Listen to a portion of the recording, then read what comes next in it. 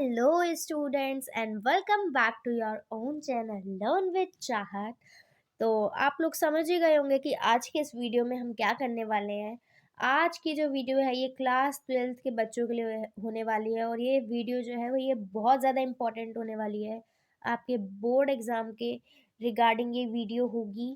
Home science के most important question answers को हम इस वीडियो में बिल्कुल कवर करने वाले हैं और पूरे यूट्यूब पे ये बेस्ट वीडियो होने वाली है। यहाँ पर आपका पूरा पेपर लीक होने वाला है।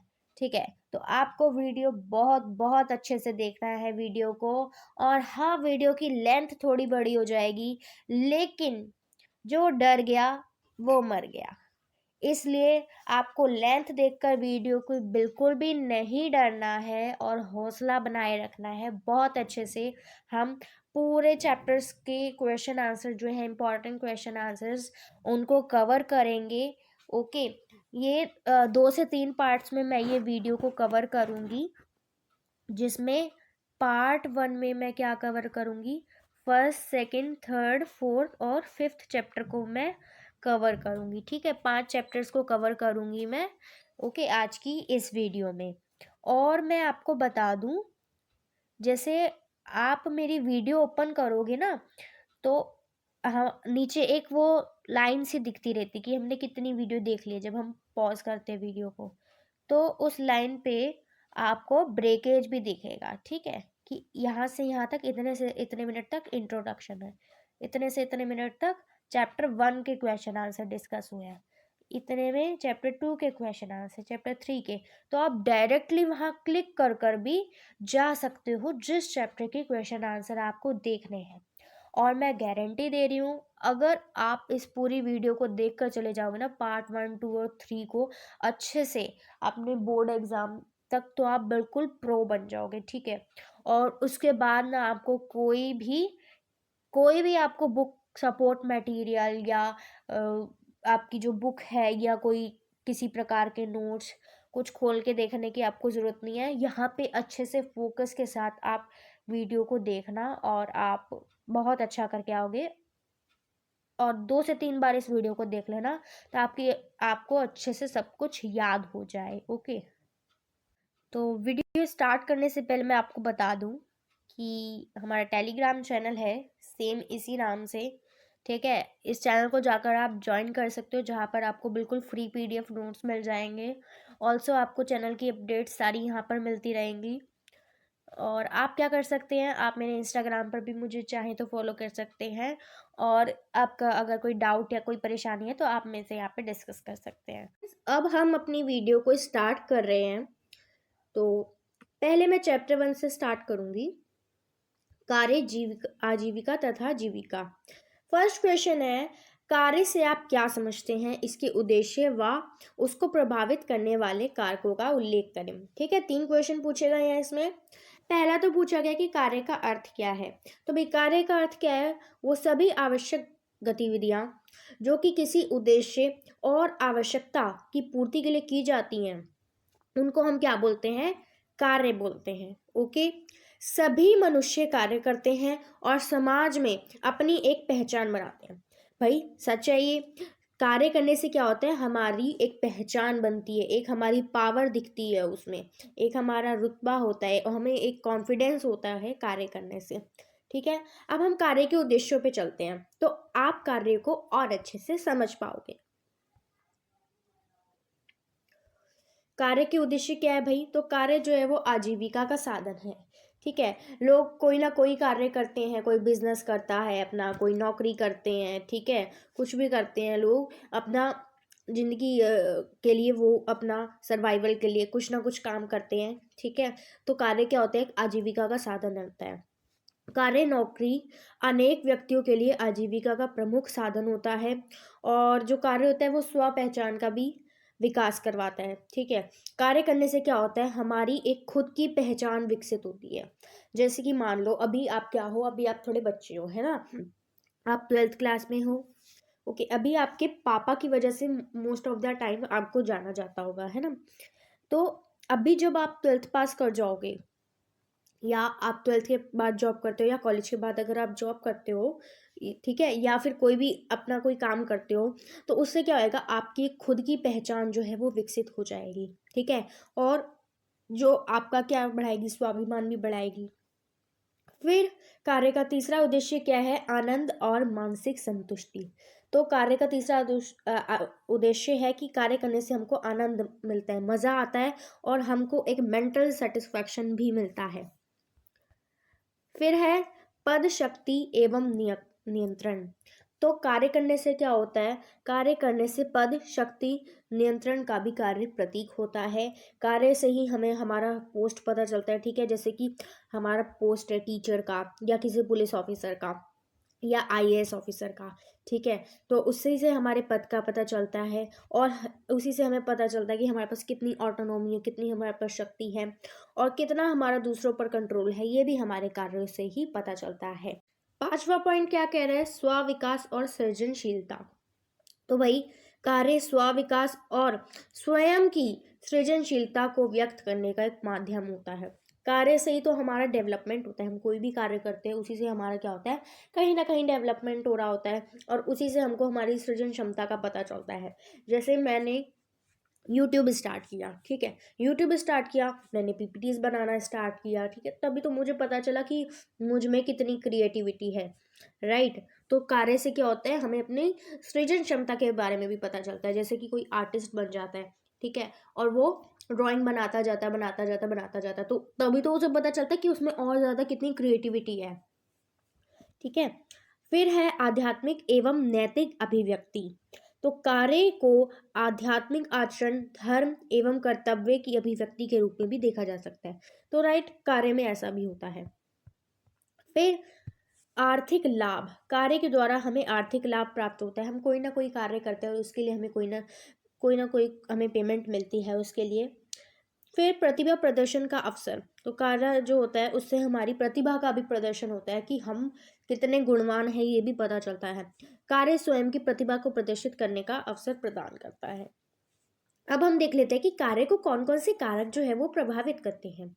तो भाई हमारी शिक्षा क्या है, ठीक है, हम कहाँ तक पढ़े, ये भी हमारे कार्य को प्रभावित करते हैं। कि अगर हम ज़्यादा पढ़े लिखे हैं तो हम किसी ऊंची पोस्ट को हम टारगेट करेंगे, और अगर हम थोड़े कम पढ़े लिखे तो हम थोड़ा नीचे वाली पोस्ट को टारगेट करेंगे। राइट, फिर स्वास्थ्य हमारा क्या है, स्वास्थ्य है क्या है हमारा, ठीक है, अगर हम बहुत अच्छी हमारी हेल्थ है तो हम कोई भाग दौड़ वाला काम करेंगे। नहीं है उतनी अच्छी हेल्थ तो हम देखेंगे कि हमारे को कोई ऐसा काम मिले, या तो वो वर्क फ्रॉम होम हो जाए, या फिर वो बैठे बैठे हम वो काम कर पाए। फिर हमारी एज क्या है, एज भी मैटर करती है। जो जवान लोग होते हैं वो ज़्यादा एफिशिएंटली और ज़्यादा अच्छे से और ज़्यादा भाग दौड़ के साथ काम कर पाते हैं। ठीक है, लेकिन बूढ़े लोग जो जैसे जैसे इंसान की एज जो 30+ होता जाता है, उसके बाद 50+ देखो तो वो उतनी क्षमता नहीं रह जाती है। ठीक है, फिर आपका लिंग क्या है, ठीक है, वो भी डिसाइड करेगा कि आप क्या कार्य करेंगे। फिर अवसरों की उपलब्धता, ठीक है, अपॉर्चुनिटीज़ क्या क्या है, अवसर क्या क्या है, वो भी उन पर भी डिपेंड करता है कि आप किस कार्य को करेंगे। वैश्वीकरण भी है, फिर आपकी भौगोलिक स्थिति क्या है, वहाँ पे क्या क्या क्या क्या स्थिति है आपकी, आसपास आपका कैसा वातावरण है। फिर वित्तीय लाभ, पैसा कितना मिलेगा, वो भी डिपेंड करता है। ठीक है, कि हम कार्य कौन सा करेंगे। और फिर आ जाता है पारिवारिक पृष्ठभूमि। पारिवारिक पृष्ठभूमि यानी कि आपका फैमिली बैकग्राउंड क्या है। ठीक है, क्या आप एक रिच फैमिली से आते हैं, या आप एक थोड़ा नॉर्मल फैमिली से आते हैं। अगर आप रिच फैमिली से आते हैं तो आप उद्यमिता की ओर भी जा सकते हैं। ठीक है, आप अपना खुद का बिजनेस भी स्टार्ट कर सकते हैं। लेकिन अगर आप थोड़ी नॉर्मल फैमिली से आते हैं तो इतना ईजी आपके लिए फिर बिजनेस सेटअप करना नहीं हो पाता है। ओके, अब हम आगे चलते हैं। आप पूछ रहे हैं कि अर्थपूर्ण कार्य किसे कहते हैं। तो भाई अर्थपूर्ण कार्य क्या होता है, वह कार्य जो समाज व अन्य लोगों के लिए उपयोगी हो। ठीक है, जो किस किस के लिए यूजफुल हो, किसके लिए अच्छा हो, जो समाज के लिए और अन्य लोगों के लिए अच्छा होता है उसको, और जो कि क्या होता है, जिम्मेदारी के साथ किया जाता है। ठीक है, और जिसे करने में आनंद आए, मजा आए, वो क्या होता है, अर्थपूर्ण कार्य होता है। अर्थपूर्ण कार्य व्यक्ति में आत्मविश्वास, ठीक है, कॉन्फिडेंस पैदा करता है एवं महत्व जागृत करता है। वह व्यक्तिगत विकास में योगदान देता है। जैसे कि मैं यहाँ पे टीचर हूँ, ओके, मैं यहाँ यूट्यूब पे पढ़ा रही हूँ, तो ये क्या है, मेरा अर्थपूर्ण कार्य है। ये इस काम को करने में मुझे आनंद आता है, मज़ा आता है, ठीक है, मुझे एक मेंटल सेटिस्फेक्शन मिलता है। तो ये क्या होता है, ये मुझे अंदर से कॉन्फिडेंस भी देता है, मेरा डेवलपमेंट भी कर रहा है। ओके, मैं जैसे जैसे यूट्यूब में मैं घुसती चली जाऊँगी तो मैं नई नई चीज़ें सीखती जाऊँगी। अच्छा, ये कैसे बनाते हैं, ये पीपीटी ऐसे बनती है, ये ऐसे बन सकता है, ये ऐसे बन सकता है, ठीक है। तो मेरा एक डेवलपमेंट भी साथ साथ इसमें होगा। तो ये क्या हो जाएगा, एक अर्थपूर्ण कार्य हो जाएगा। फिर आ जाता है जीविका और आजीविका में अंतर। तो ये बहुत इंपॉर्टेंट है कि जीविका और आजीविका में क्या अंतर है। देखो, जितने भी मैंने ऐसे येलो से कर रखे हैं ना हाईलाइट, वो जो है वो बहुत बहुत इंपॉर्टेंट क्वेश्चन है, यानी कि उनके आने के चांसेस हाई हैं। पर ऐसा नहीं है कि जिसको येलो से हाईलाइट नहीं कर रखा है वो क्वेश्चन ऐसे ही और वो जो है वो नहीं पूछा जाएगा, ठीक है। लेकिन जो येलो से हाईलाइट कर रखे हैं ना, उनके चांसेस बहुत हाई है। ओके, तो भाई अंतर देखते हैं आजीविका और जीविका में। तो पहले इनका उद्देश्य देखते हैं। तो भाई आजीविका में, ठीक है, किसी भी नौकरी में क्या हमारा काम होता है, क्या उद्देश्य, क्या मोटिव लेके हम काम कर रहे होते हैं कि हमारे जो मालिक होते हैं ना, उनके सपनों को हमको पूरा करना होता है। वही अगर मैं जीविका की बात करूं तो हम अपने बारे में उसमें देखते हैं, ठीक है, हम अपने सपनों को उसमें पूरा करते हैं। वहीं देखिए तो आजीविका में नियमित रूप से हमको ऑफिस जाना पड़ता है। और जीविका की अगर मैं बात करूं तो उतनी हमारे ऊपर बाध्यता नहीं होती, हम चाहें तो वर्क फ्रॉम होम कर लें, जाए काम पर या नहीं जाए, हम अपने तरीके से उसको मैनेज कर सकते हैं, ठीक है। पर ऐसा नहीं है कि बिल्कुल ही आप छोड़कर बैठ जाओ उसको, तो फिर तो वो काम ही नहीं हो पाएगा। फिर जो ये काम होता है ना आजीविका वाला काम, आजीविका नौकरी में क्या होता है, अगर वो कुछ भी करता है ना तो उसके लिए वो केवल वो व्यक्ति जिम्मेदार होता है, ठीक है। वहीं अगर मैं जीविका की बात करूं तो मेरा डेवलपमेंट हो रहा है या मेरा डेवलपमेंट नहीं हो रहा है, इसकी मैं खुद जिम्मेदार हूँ।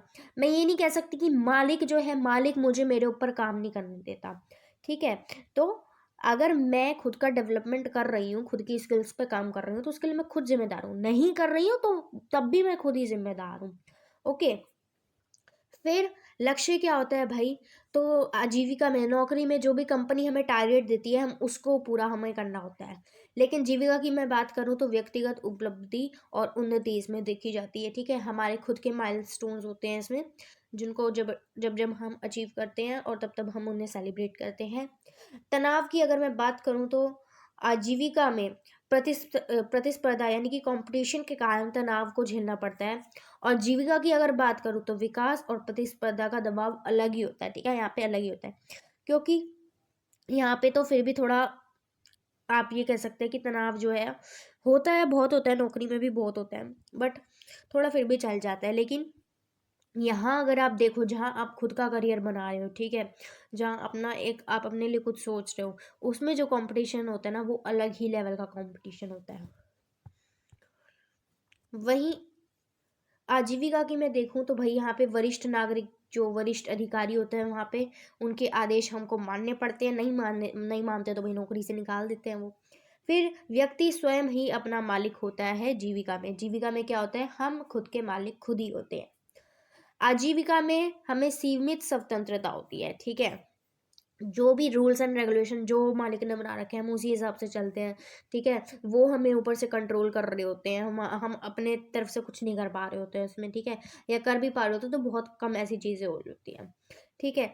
वहीं अगर मैं जीविका की बात करूं तो हमको ज़्यादा इसमें स्वतंत्रता होती है, क्योंकि यहाँ पे हम स्वयं के मालिक स्वयं होते हैं। ओके, फिर हम देखें तो नौकरी जो होती है वो हम अल्पकालीन भी कर सकते हैं, यानी कि कम समय के लिए करते हैं, ठीक है। और जो जीविका होती है वो दीर्घकालिक लक्ष्य के साथ की जाती है। एक लॉन्ग विजन होता है इसमें कि मैं ऐसे ऐसे करूँगा और मैं ऐसे करके कामयाब होऊंगा, ये एक लॉन्ग विजन होता है इसमें, ठीक है।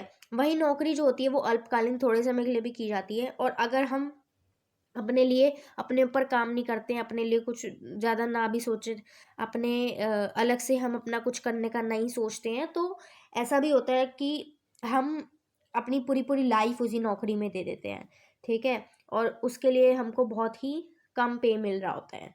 हाँ, क्योंकि हमने उस टाइम पे अपनी जवानी में उतना काम नहीं किया होता है, इसलिए हम क्या करते हैं, बहुत लॉन्ग टाइम तक भी हम एक नौकरी में सर्वाइव कर जाते हैं। और मैं ये नहीं कह रही हूँ कि अगर आप बहुत पुराने होते जा रहे हो किसी जगह तो वो गलत बात है, नहीं, लेकिन खुद के ऊपर काम करना भी बहुत ज़्यादा ज़रूरी है। फिर भारत में परंपरागत व्यवसाय, तो भाई भारत में कौन कौन से परंपरागत व्यवसाय हैं, तो अगर आप देखोगे तो कृषि कृषि एक ऐसा काम है जो हमारा बहुत हम सदियों से करते आ रहे हैं, ठीक है। आज की डेट में भी जो 70%, लगभग लगभग 70% लोग जो हैं वो कृषि में इन्वॉल्व है, ठीक है। ज़्यादातर लोग जो हैं वो क्या करते हैं, खेती बाड़ी का काम करते हैं। फिर मछली पकड़ने का काम, ठीक है। ये परंपरागत व्यवसाय का मतलब है कि जो हम परंपराओं से यानी कि बहुत पहले से करते आ रहे हैं, ठीक है, ये हमारे बहुत पुराने व्यवसाय हैं। तो मछली पकड़ने का काम भी हम काफ़ी टाइम से करते हैं। हस्तशिल्प, ठीक है, हैंडीक्राफ्ट चीज़ें बनाना, कुटीर उद्योग, बुनाई, कशीदाकारी, चित्रकला, विशिष्ट पाक प्रणाली यानी कि खाना बनाने वाली प्रणाली, ठीक है। तो ये सारे हमारे बहुत परंपरागत व्यवसाय हैं। कुछ अन्य परंपरागत व्यवसाय अगर मैं देखूँ तो आभूषण बनाना, पुजारी का कार्य करना, नमक बनाना, खनन कार्य, ठीक है। खनन मतलब क्या करना, खड्डे खोदना, ठीक है, जिसमें से खनिज निकालते हैं, ठीक है, तो उसको क्या बोलते हैं, खनन करना, क्योंकि वो क्या होते हैं, भूमि के अंदर होते हैं, तो हम क्या करते हैं, खनन करते हैं, खुदाई करते हैं, तो ठीक है। ईंट व टाइल बनाना, शिकार करना, ठीक है, पक्षी या जानवर पकड़ना, ये सारे भी हमारे कुछ अन्य व्यवसाय हैं। ओके, तो ये हो जाएगा। फिर है परंपरागत व्यवसाय के लुप्त होने के क्या कारण है, तो भाई जो अभी हमने ऊपर परंपरागत व्यवसाय पढ़े, ये ना लुप्त होते जा रहे हैं, तो यही पूछा जा रहा है कि इनके लुप्त होने के क्या कारण है। तो भाई निरक्षरता, लोगों को उतनी ज़्यादा जो है, हम बोलते हैं कि लोग जो है ना उतने ज़्यादा अभी इंटेलेक्चुअल नहीं हुए हैं, अभी उतने ज़्यादा लिटरेट नहीं हुए हैं, उतने ज़्यादा पढ़े लिखे नहीं हो पाए हैं, ठीक है, या उनको पढ़ने का अवसर नहीं दिया गया है, ठीक है। तो निरक्षरता इसका एक कारण है। और आर्थिक रूप से पिछड़ापन होना, पैसों की तंगी होना, फिर अपर्याप्त वित्तीय व विपणन सेवाएं, ठीक है, वित्तीय यानी कि पैसे से जुड़ी सेवाएं, ठीक है, फिर वन आधारित संसाधनों की भी कमी होना। तो फिर भाई हम कैसे इनको मैनेज कर पाएंगे अपने परंपरागत व्यवसाय को। भूमि सुधार लागू करने में धीमी प्रगति, ठीक है। अब अगर आप भूमि सुधार में इतना लंबा टाइम लोगे तो फिर भाई खेती कैसे होगी अपनी। फिर पर्यावरणीय निम्नीकरण, जो पर्यावरण है वो भी खराब होता जा रहा है, ठीक है। तो ये सारे इसके रीजंस हो जाएंगे। इसके बाद आता है सेक्स और जेंडर में क्या अंतर है, तो आइए देखते हैं।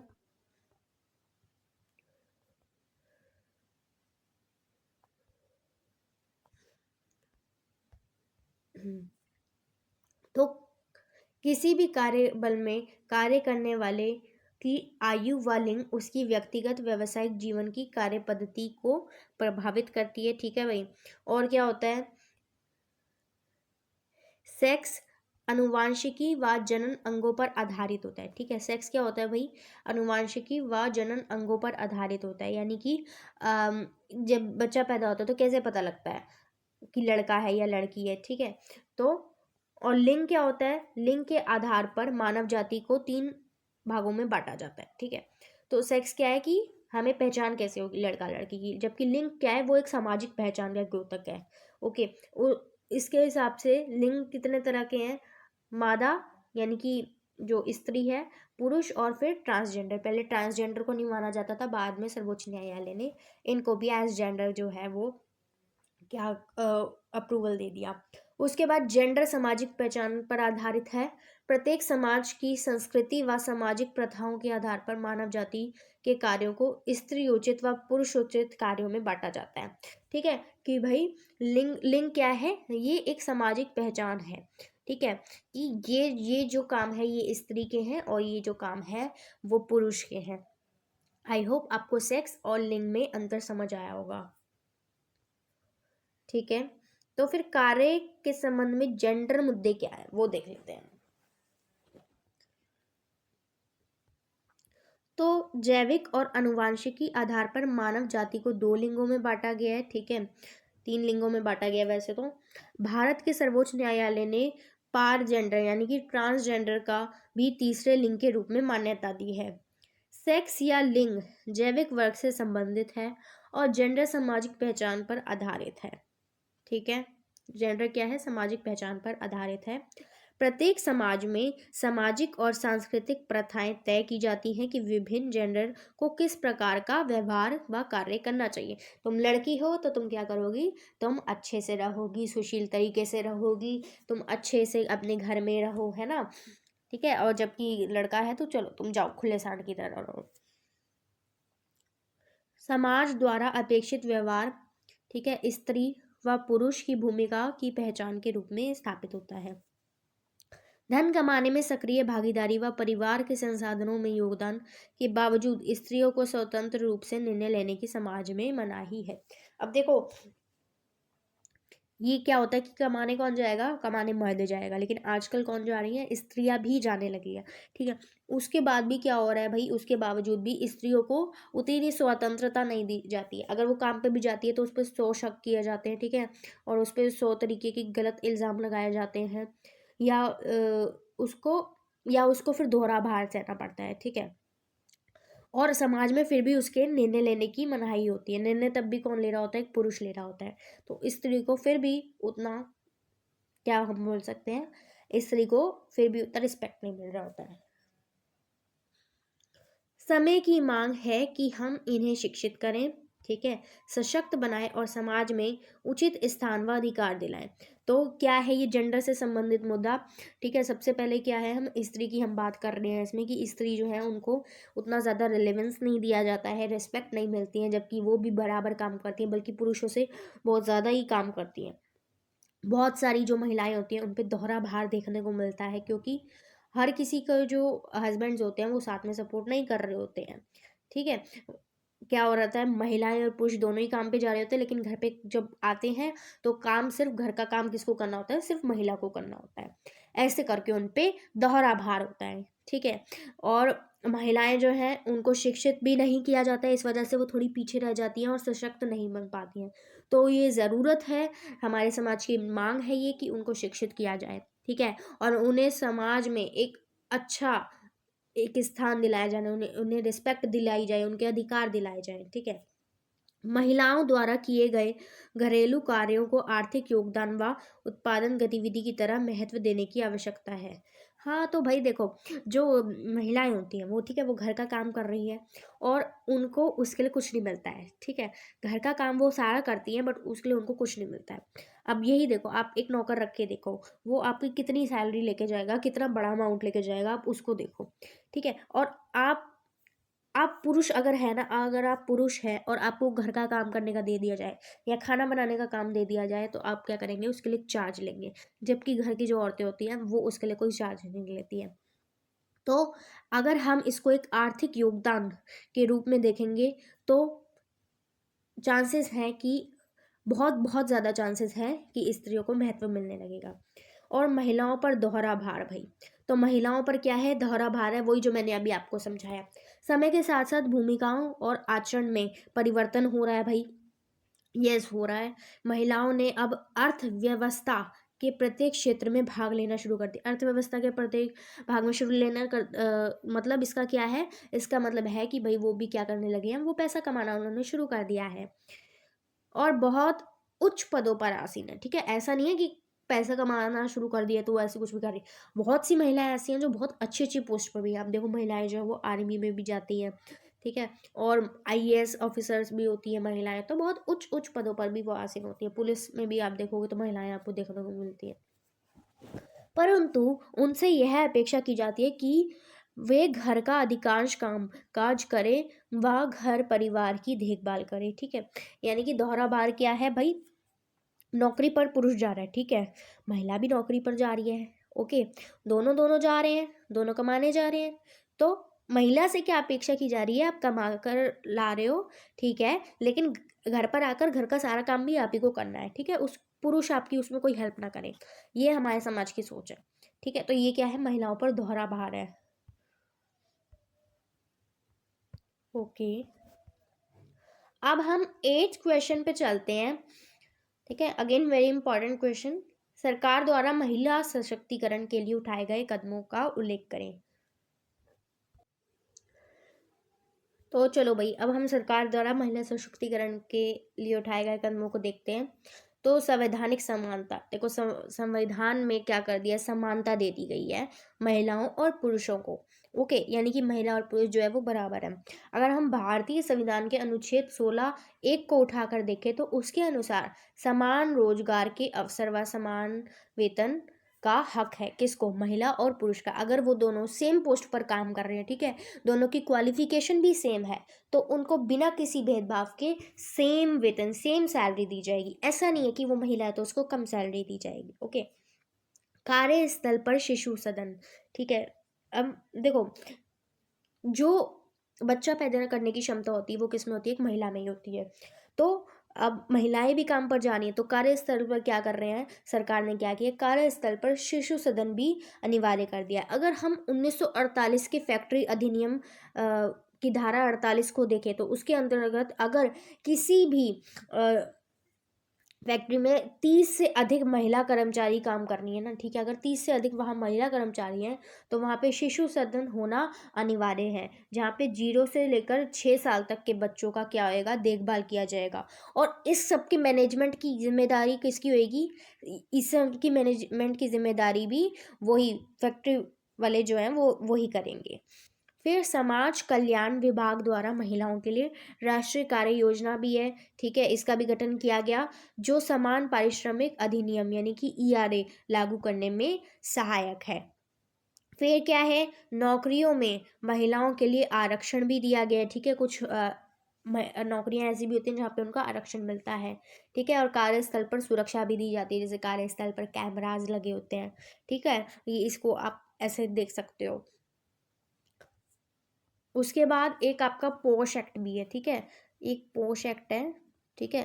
पोश में क्या होता है, ये स्पेसिफिकली महिलाओं के लिए है। पोश एक्ट जो है, एक तो पॉक्सो एक्ट होता है, एक होता है पोश एक्ट, ठीक है। तो पोश एक्ट में क्या होता है, अगर वर्क प्लेस यानी कि जहाँ पर आप काम कर रहे हो ना और आप एक महिला हो और आपके साथ कोई भी पुरुष जो है वो छेड़खानी कर रहा है, आपको परेशान कर रहा है, तो आप क्या कर सकते हो, आप उसकी रिपोर्ट कर सकते हो।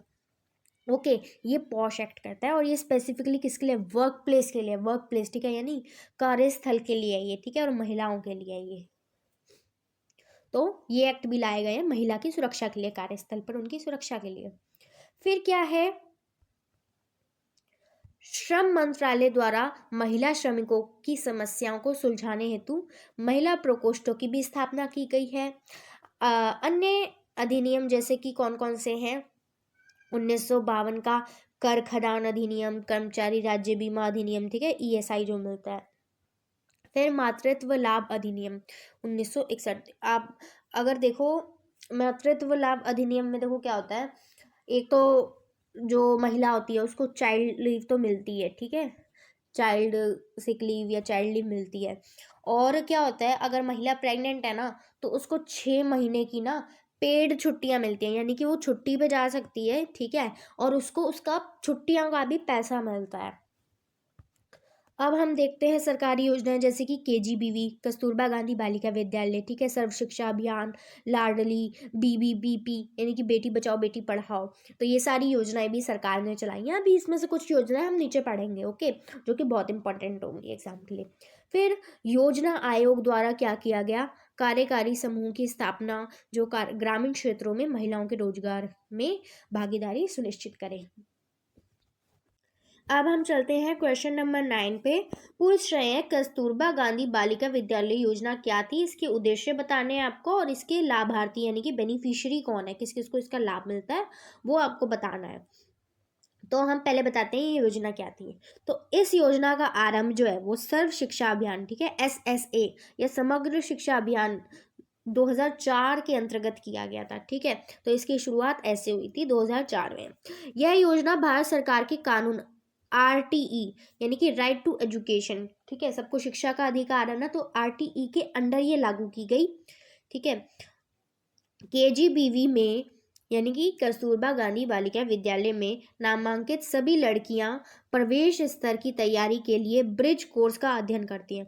अब देखो ये जो KGBV है ना, इसमें एडमिशन कहाँ से होता है, 6th क्लास से होता है, ठीक है। अब जो बच्चा है वो विद्यालय छोड़ चुकी बच्चियों के लिए होता है बेसिकली। तो इनके लिए क्या होता है, एक ब्रिज कोर्स भी होता है, क्योंकि विद्यालय छोड़ चुकी होती है तो इनका सारा गैप हो जाता है। तो आप उस गैप को कैसे लेवल पे लेकर आओगे, कैसे बाकी बच्चों के बराबर लेके आओगे, तो 6 महीने का एक ब्रिज कोर्स भी करवाया जाता है।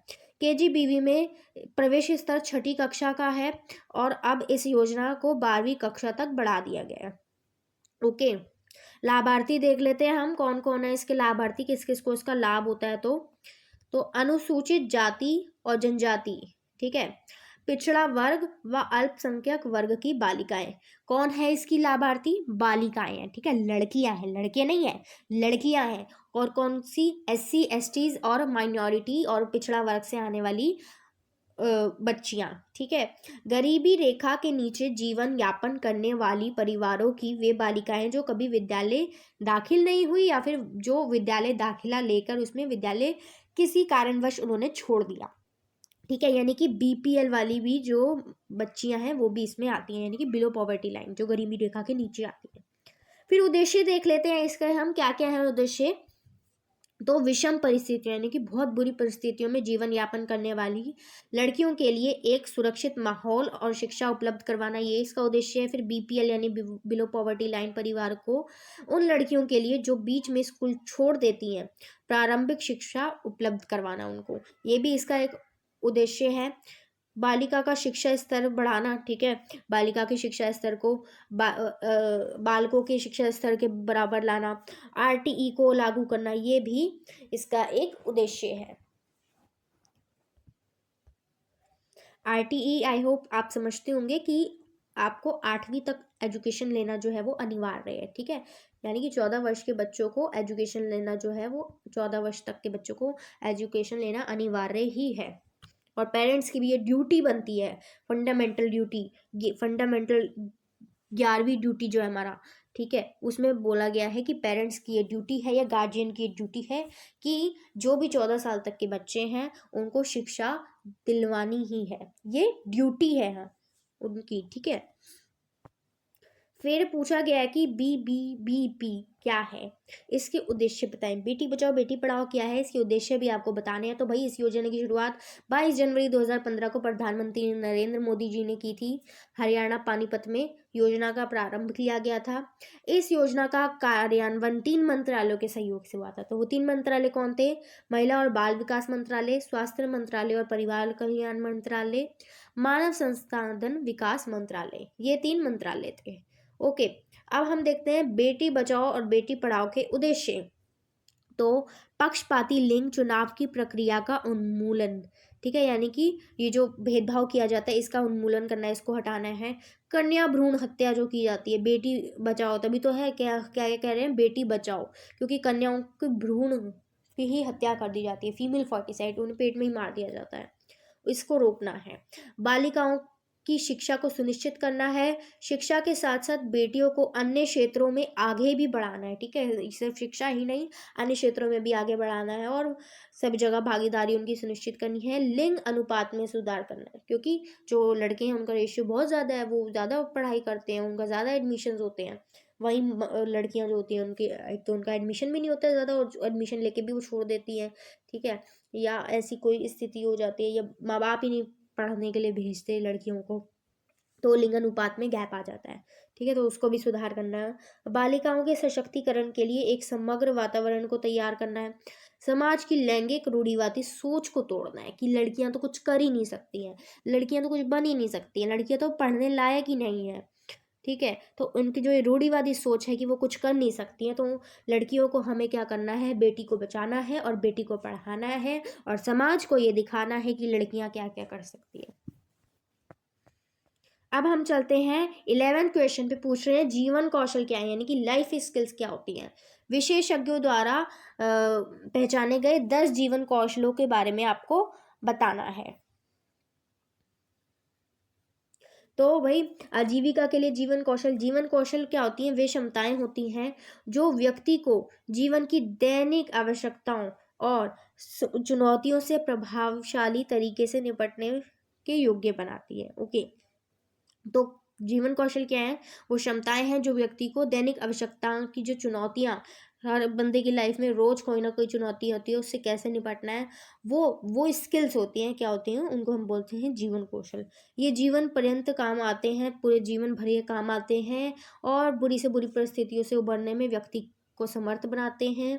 ये लोगों के स्वास्थ्य और विकास को प्रोत्साहन देने में भी सहायता करते हैं और समुदाय व समाज के विकास के लिए भी ये आवश्यक होते हैं। अब देखते हैं विशेषज्ञों ने कौन से 10 जीवन कौशल बताए हैं। तो देखो, पहला तो खुद के बारे में अवेयर होना कि हमारी क्या स्ट्रेंथ है, क्या वीकनेस है, क्या हमारे थ्रेट्स हैं और क्या हमारे को अपॉर्चुनिटीज़ मिल सकती हैं, वो सब कुछ। ठीक है, सेल्फ अवेयरनेस। फिर बातचीत करना आना चाहिए अच्छे से, हर इंसान के साथ हमें पता होना चाहिए किस इंसान के साथ कैसे बात की जानी है और सही समय पर सही निर्णय लेना। ठीक है, क्योंकि वही हमारी लाइफ का फिर मोड डिसाइड करेंगे। और एक बार जो हम जिस रास्ते पर चल दिए, फिर हम टाइम को पीछे भी नहीं ला सकते, इसलिए निर्णय लेना आना भी बहुत ज़्यादा ज़रूरी होता है। फिर क्रिएटिव तरीके से सोचना और मनोभावों से जूझना। इंसान की लाइफ में अलग अलग उतार चढ़ाव आते हैं और उसको ऐसे में बहुत सारी चीज़ों को टैकल करना पड़ता है। उसे अपने इमोशंस भी संभालने होते हैं और अपने करियर को और अपना सब कुछ देखना होता है उसको। ठीक है, फिर पुनराभूति, पहले से ही आभास कर लेना, पहले से ही आपको समझ आ जाना चाहिए कि क्या क्या इसका हो सकता है और क्या अगर मैं ऐसा करूँगा तो इसका क्या इम्पैक्ट पड़ सकता है। फिर आ जाते हैं अंतर्वैयक्तिक संबंध, फिर उसके बाद समस्या को सुलझाना, समस्या है तो सुलझाना। आलोचनात्मक चिंतन भी आपको करना आना चाहिए, सही गलत का परख आपको पता होना चाहिए और तनाव से जूझना। ठीक है, तनाव से आप जूझोगे और उसे आपको टैकल करना आना चाहिए। नेक्स्ट है स्वीकार्य की, जो अगेन वेरी इंपॉर्टेंट क्वेश्चन है और मैंने आपको पहले भी बता दिया था, जो येलो में मैंने हाईलाइट कर रखे हैं वो बहुत इंपॉर्टेंट क्वेश्चंस हैं, उनके चांसेस काफ़ी ज़्यादा हाई हैं और बाकी तो इंपॉर्टेंट हैं। तो स्वीकार्य की को हम एग्रोनॉमिक्स और श्रम दक्षता शास्त्र भी कहते हैं। इसके उद्देश्य बताने हमको, स्तंभ बताने और लाभों को भी बताना है हमको। तो आइए देखते हैं पहले स्वीकार्य की क्या होता है।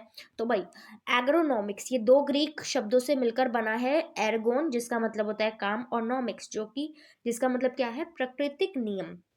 ठीक है, शब्द की उत्पत्ति देख ली हमने। इससे मानव कारक अभियांत्रिक यानी कि ह्यूमन फैक्टर्स इंजीनियरिंग भी कहा जा सकता है। सुकार्य की मानव और मशीन का सामंजस्य है। तो सुकार्य की क्या है, मानव और मशीन का सामंजस्य है।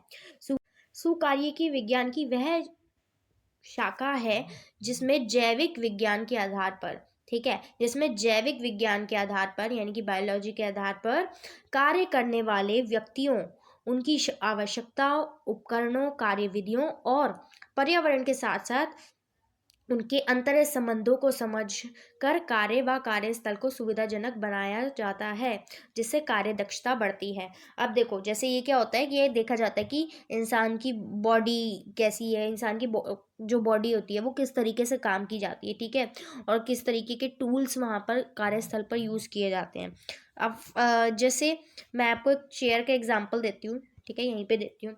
अब जैसे कोई चेयर है, ठीक है, मेरी देखो चेयर ऐसी बनती है, ठीक है, ये चेयर है मान लो, ठीक है, ये बैक है और ये जो है ये चेयर है, ठीक है, ये चेयर के 4 पैर।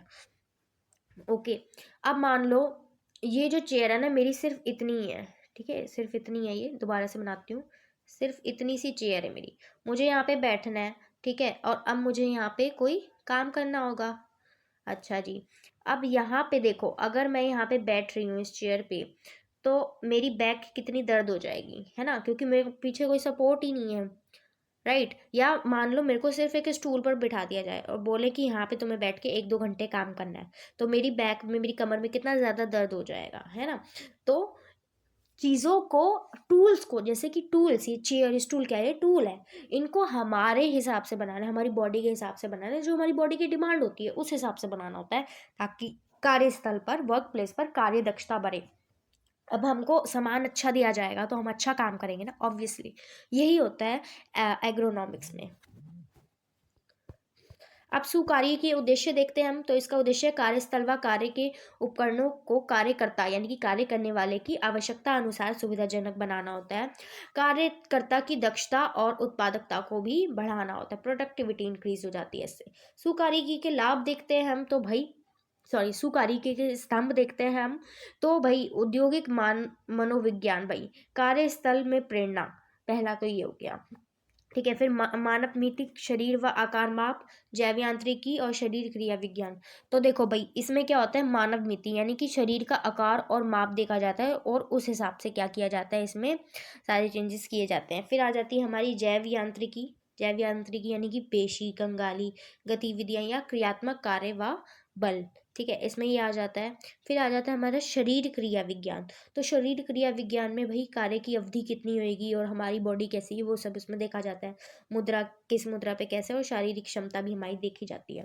फिर आ जाते हैं औद्योगिक मनोविज्ञान। तो औद्योगिक मनोविज्ञान में भाई कि कार्यस्थल कैसा होना चाहिए भाई, ठीक है, और कार्यस्थल कैसा है और क्या कार्यस्थल में हमें प्रेरणा मिलनी चाहिए, ये भी देखा जाता है।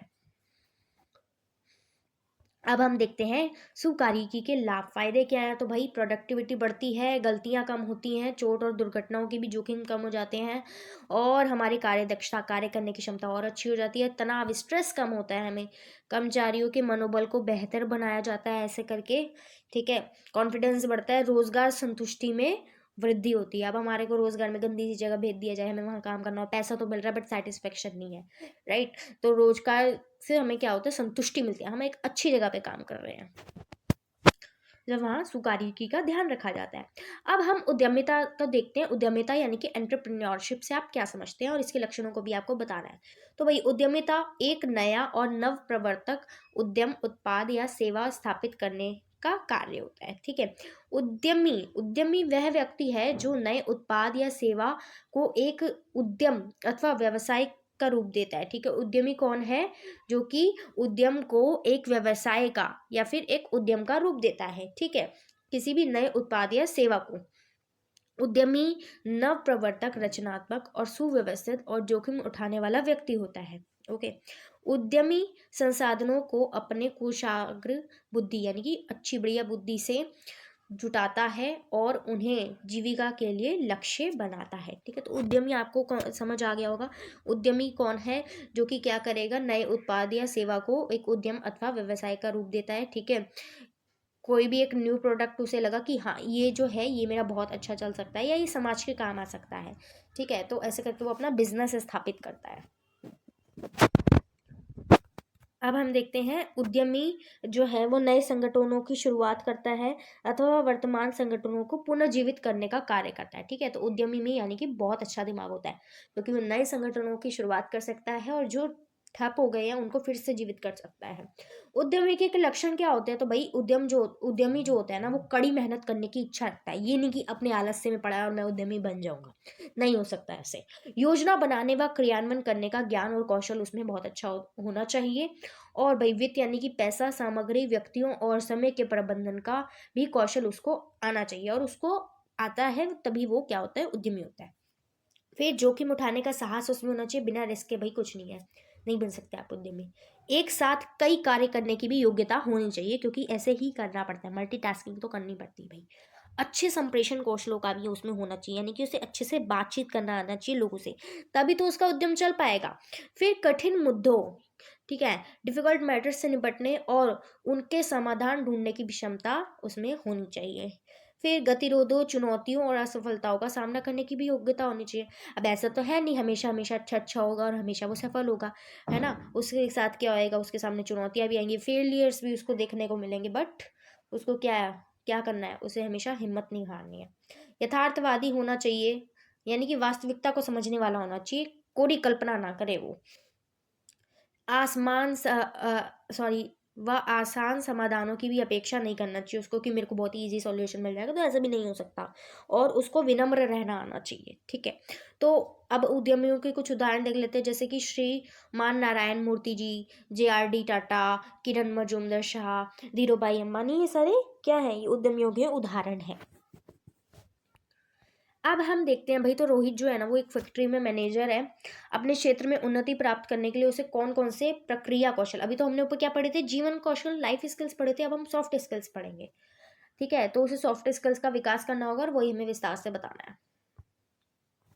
कार्यस्थल पर आवश्यक प्रक्रिया कौशल कौन कौन से होते हैं। तो भाई एक होंगे उत्पादकता पूर्ण कार्य और एक होंगे प्रभावी ढंग से सीखना। ठीक है, तो उत्पादकता पूर्ण कार्य में क्या होता है भाई, तो इसमें क्या होएगा, पर्याप्त ज्ञान होना चाहिए, हमें कौशल होना चाहिए उस काम को करने का, अनुभव थोड़ा एक्सपीरियंस भी हमें चाहिए रहेगा, और एक्साइटमेंट भी होनी चाहिए उस काम को करने के लिए हमारे पास, और प्रवीणता से हमें कार्य कर हम क्या कर सकते हैं, अपनी उत्पादकता को बढ़ा सकते हैं। फिर प्रभावी ढंग से हमें सीखना भी चाहिए, ऐसा नहीं है कि हमें सब कुछ आता हो, और हमें क्या करना होता है, जीवन भर हमें लर्निंग करनी रहनी पड़ती है। ठीक है, तो अपने क्षेत्र में संबंधित उपकरणों और कार्यनीतियों को उसे सीखना चाहिए। ठीक है, नवीनतम जानकारी रखना चाहिए, जैसे कि आज की डेट में क्या चल रहा है, एआई, तो एआई सबको आना बहुत ज़्यादा ज़रूरी हो गया, क्योंकि ये समय की मांग है। कड़ी मेहनत व लगन से सभी आवश्यक कौशलों को सीखने के लिए तत्पर रहना चाहिए उसे। ठीक है, ये होते हैं सॉफ्ट स्किल्स सारे। स्पष्ट संप्रेषण, उसे क्लियर, ठीक है, क्लियर कम्युनिकेशन आना चाहिए, बहुत अच्छा उसे कम्युनिकेशन आना चाहिए, लोगों को अपनी बात को समझाना चाहिए, आना चाहिए, लोगों को कन्विंस करना आना चाहिए, मिलजुल कर काम करना भी, टीम वर्क उसे आना चाहिए। ठीक है, सहयोग भावना होनी चाहिए, ये नहीं कि ये मेरा साथी है और मैं तो इसे आगे बढ़ने नहीं दूंगा, और क्या नाम है, इसको मैं हर चीज़ में इसका अपोज करूंगा, वो अगर आप भावना लेकर काम कर रहे हैं ना, तो फिर आप अपना भी विकास नहीं कर पाएंगे। फिर विवेचनात्मक और रचनात्मक सोच होनी चाहिए, कुछ नया करना और भाई अच्छे से सोचना, पूरा एनालाइज कर पाना, मूल्यांकन इवैल्यूएट करना, फिर उसको, और फोकस और सतर्कता अलर्टनेस के साथ काम करना आना चाहिए। ठीक है, तो ये क्या होती है, ये होती हैं सॉफ्ट स्किल्स। फैक्ट्री अधिनियम को देख लेते हैं, वैसे ही हमने ऊपर देख लिया था। तो भाई ये जो है फैक्ट्री अधिनियम 1948 महिलाओं के संवैधानिक अधिकारों की सुरक्षा करता है, स्पष्ट कीजिए। तो भाई ये जो अधिनियम था, ठीक है, इसमें धारा 48 के अनुसार यदि उद्योग या फैक्ट्री में 30 से अधिक महिलाएं नियुक्त की जाती हैं, तो फैक्ट्री के प्रांगण में शिशु सदन होना अनिवार्य हो जाता है। ओके, जिसमें 6 वर्ष से छोटे बच्चों की देखभाल होती है, और इस सुविधा की व्यवस्था भी फैक्ट्री प्रबंधन को ही करनी होती है। अब हम देख लेते हैं परंपरागत भारतीय हस्तशिल्प व चित्रकला के उदाहरण। ये देखिए, ये है भारतीय हस्तशिल्प और चित्रकला के उदाहरण। जैसे कि ये क्या है, शोला शिल्प कहाँ का है, उड़ीसा का है। मैचिंग में भी आता है, आप पिक्चर भी देख लीजिए, और मैचिंग में भी आता है। अब तो आपको सारे 1 मार्कर्स याद करने पड़ेंगे, नहीं तो कुछ तो एटलीस्ट करो, ताकि मैचिंग में वो हो जाए। फिर चंद की मूर्तियाँ कर्नाटका की हैं। ठीक है, पत्थर की मूर्ति कला कहाँ की है, राजस्थान की। पिक्चर भी देखते चलिए आप। फिर यह है वारली चित्रकला, जो कहाँ की है, महाराष्ट्र की। और ये जो आप देख रहे हैं, ये है कठपुतली कला, राजस्थान की। पेपर मैशी है ये, कश्मीर की, देख सकते हैं आप। फिर है ये देखो, नारियल से शिल्प कर रखा है यहाँ पे, नारियल क्राफ्ट, ये है केरल का। और बांस शिल्प है असम का। ठीक है, फिर अगर आप यहाँ देखेंगे तो कशीदाकारी है कश्मीर और गुजरात की। ठीक है, ये आप देख सकते हैं, कशीदाकारी है। ये सारा था इसमें। ठीक है, 1 मार्कर्स में इम्पोर्टेंट है, ये मैचिंग में आ जाता है जी। तो अब हम आ गए हैं अपने चैप्टर नंबर 2 पर, नैदानिक पोषण और आहारिकी। नैदानिक पोषण यानी कि क्लिनिकल न्यूट्रिशन। ठीक है, यानी कि वह पोषण का वह क्षेत्र जो कि बीमारी से संबंधित हो, यानी कि बीमारी के क्षेत्र से जो जुड़ा हुआ हो। ठीक है, यानी कि बीमारी में हमें कैसा न्यूट्रिशन लेना चाहिए ताकि हम अपनी बीमारी को ठीक कर पाएँ। ठीक है, और आहारी की, और हमको कैसी डाइट लेनी चाहिए। ठीक है, तो नैदानिक पोषण से हम क्या समझते हैं, पोषण का वह क्षेत्र जो कि बीमारी से संबंधित है। इस क्षेत्र को चिकित्सीय पोषण उपचार भी कहा जाता है। ठीक है, इस नाम से भी जाना जाता है इसको। नैदानिक पोषण रोगियों के पोषण प्रबंधन पर केंद्रित होता है, यानी रोगियों के पोषण को हम कैसे इस तरीके से हम उसमें चेंजेस करें ताकि वो क्या करे, उस अपने रोग से वो बाहर आ पाए। ठीक है, नेक्स्ट है आहारी की, क्या होती है, तो भाई आगे आहारी की क्या है, वह विज्ञान है जो बताता है कि भोजन और पोषण मानव के स्वास्थ्य को कैसे प्रभावित करता है। ठीक है, यानी कि भोजन और पोषण जो है वो मानव के स्वास्थ्य को कैसे प्रभावित करता है, ये हमको आहारी की में पता चलता है। आहार विशेषज्ञ, यानी कि जिसको हम डाइटिशियन भी बोलते हैं, पोषण संबंधी समस्याओं का आकलन करते हैं। ठीक है, उनके निदान के बारे में, उनके उपचार के बारे में सोचते हैं। यह लाइसेंस प्राप्त व्यावसायिक इष्टतम पोषण देखभाल तथा स्वास्थ्य देखभाल प्रदान करते हैं। ठीक है, तो आपको समझ आया होगा कि आहारी की क्या है और डाइटिशियन के क्या क्या काम होते हैं। ठीक है, पोषण स्थिति का आकलन करना, उसके उपचार के बारे में सोचना, ठीक है। और क्या होते हैं भाई, ये लाइसेंस प्राप्त व्यावसायिक होते हैं ये, ठीक है, प्रोफेशनल होते हैं। इष्टतम पोषण देखभाल यानी कि और स्वास्थ्य देखभाल प्रदान ये करते हैं। अब हम एक आहार विशेषज्ञ की भूमिकाओं को देख लेते हैं। आ सकता है ये क्वेश्चन आपके एग्जाम में कि आहार विशेषज्ञ की क्या क्या भूमिकाएं होती हैं। तो भाई रोगी की पोषण स्थिति का मूल्यांकन करना, जैसे अभी हमने ऊपर पढ़ा, पोषण आवश्यकताओं का विश्लेषण करना, ठीक है, यानी कि उसको क्या किस पोषक तत्व की कमी है, उसको क्या प्रोटीन की कमी है या आयरन की कमी है, या वो क्या वसा बहुत ज़्यादा ले रहा है, ठीक है, ये सारी आवश्यकताओं का विश्लेषण करना, उसे सलाह देना, डॉक्टर द्वारा लिखी गई तकनीक सूचना को आहार संबंधी दिशा निर्देशों में बदलना, ठीक है। डॉक्टर ने तो बता दिया, अच्छा तुम ये लो वो मत लो, ठीक है, उसे कौन कौन उसको बदलेगा आहार संबंधी दिशा निर्देशों में, तो वो आहार विशेषज्ञ बदलेगा। फिर रोगियों की पोषण संबंधी आवश्यकताओं को पूरा करने के लिए आहार योजना बनाना भी किसका काम है, डाइटिशियन का। विभिन्न रोग स्थितियों में आहार को संशोधित करना, ठीक है, आहार में संशोधित करना मतलब उसमें चेंजेस करना, ठीक है, क्योंकि उसकी पोषण स्थिति जो होगी वो जैसे जैसे अगर वो रोग में है तो उसका रोग जो होगा वो ठीक होता जाएगा, तो उसकी पोषण स्थिति भी डिफरेंट होती जाएगी, तो टाइम टाइम पर उसको क्या करना पड़ेगा, चेंजेस करने पड़ेंगे आहार में। खिलाड़ियों के लिए, ठीक है, जैसे एथलीट्स होते हैं, अंतरिक्ष पनडुब्बी और या रक्षा सेवा उद्योगों में कार्य करने व्यक्तियों के लिए भी आहार योजना बनाना उसका काम होता है। अब ऐसा नहीं है सिर्फ रोगियों की वो योजना बनाते हैं, खिलाड़ियों, अंतरिक्ष और पनडुब्बियों, रक्षा सेवा, इन सब के लिए भी वो आहार योजना बनाते हैं, ठीक है। अस्पताल में भर्ती या बाहरी रोगियों के स्वास्थ्य और कल्याण को भी बढ़ावा देना इनका काम होता है, ठीक है, पेशेंट्स जो होते हैं उनके लिए भी बनाते हैं। वृद्धाश्रम, स्कूल, अनाथालय आदि संस्थानों में भी आहार सेवाओं का प्रबंधन करना, यहाँ भी इनका काम होता है, यहाँ भी अपना डाइट पे सलाह देना, डाइट चार्ट बनाना इनका काम होता है। नेक्स्ट है दीर्घकालीन बीमारियों के रोगियों की जटिलता को रोकने व जीवन की गुणवत्ता सुधारने के लिए स्वास्थ्य को बढ़ावा देना भी किसका काम होता है, डाइटिशियन का। अब मोस्ट इंपॉर्टेंट क्वेश्चन आ गया 3 नंबर का कि रोगी को भोजन देने के तरीके क्या हैं। तो भाई देखो, रोगी को भोजन देने का सर्वोत्तम तरीका तो यही है कि आप मुख से उसे भोजन दो, ठीक है, जितना मुंह से खिलाओगे उसे वो बेटर रहेगा। नेक्स्ट है 2 तरीके और हैं, नली द्वारा और एक है अंतःशिरा संभरण द्वारा। तो नली में क्या होता है,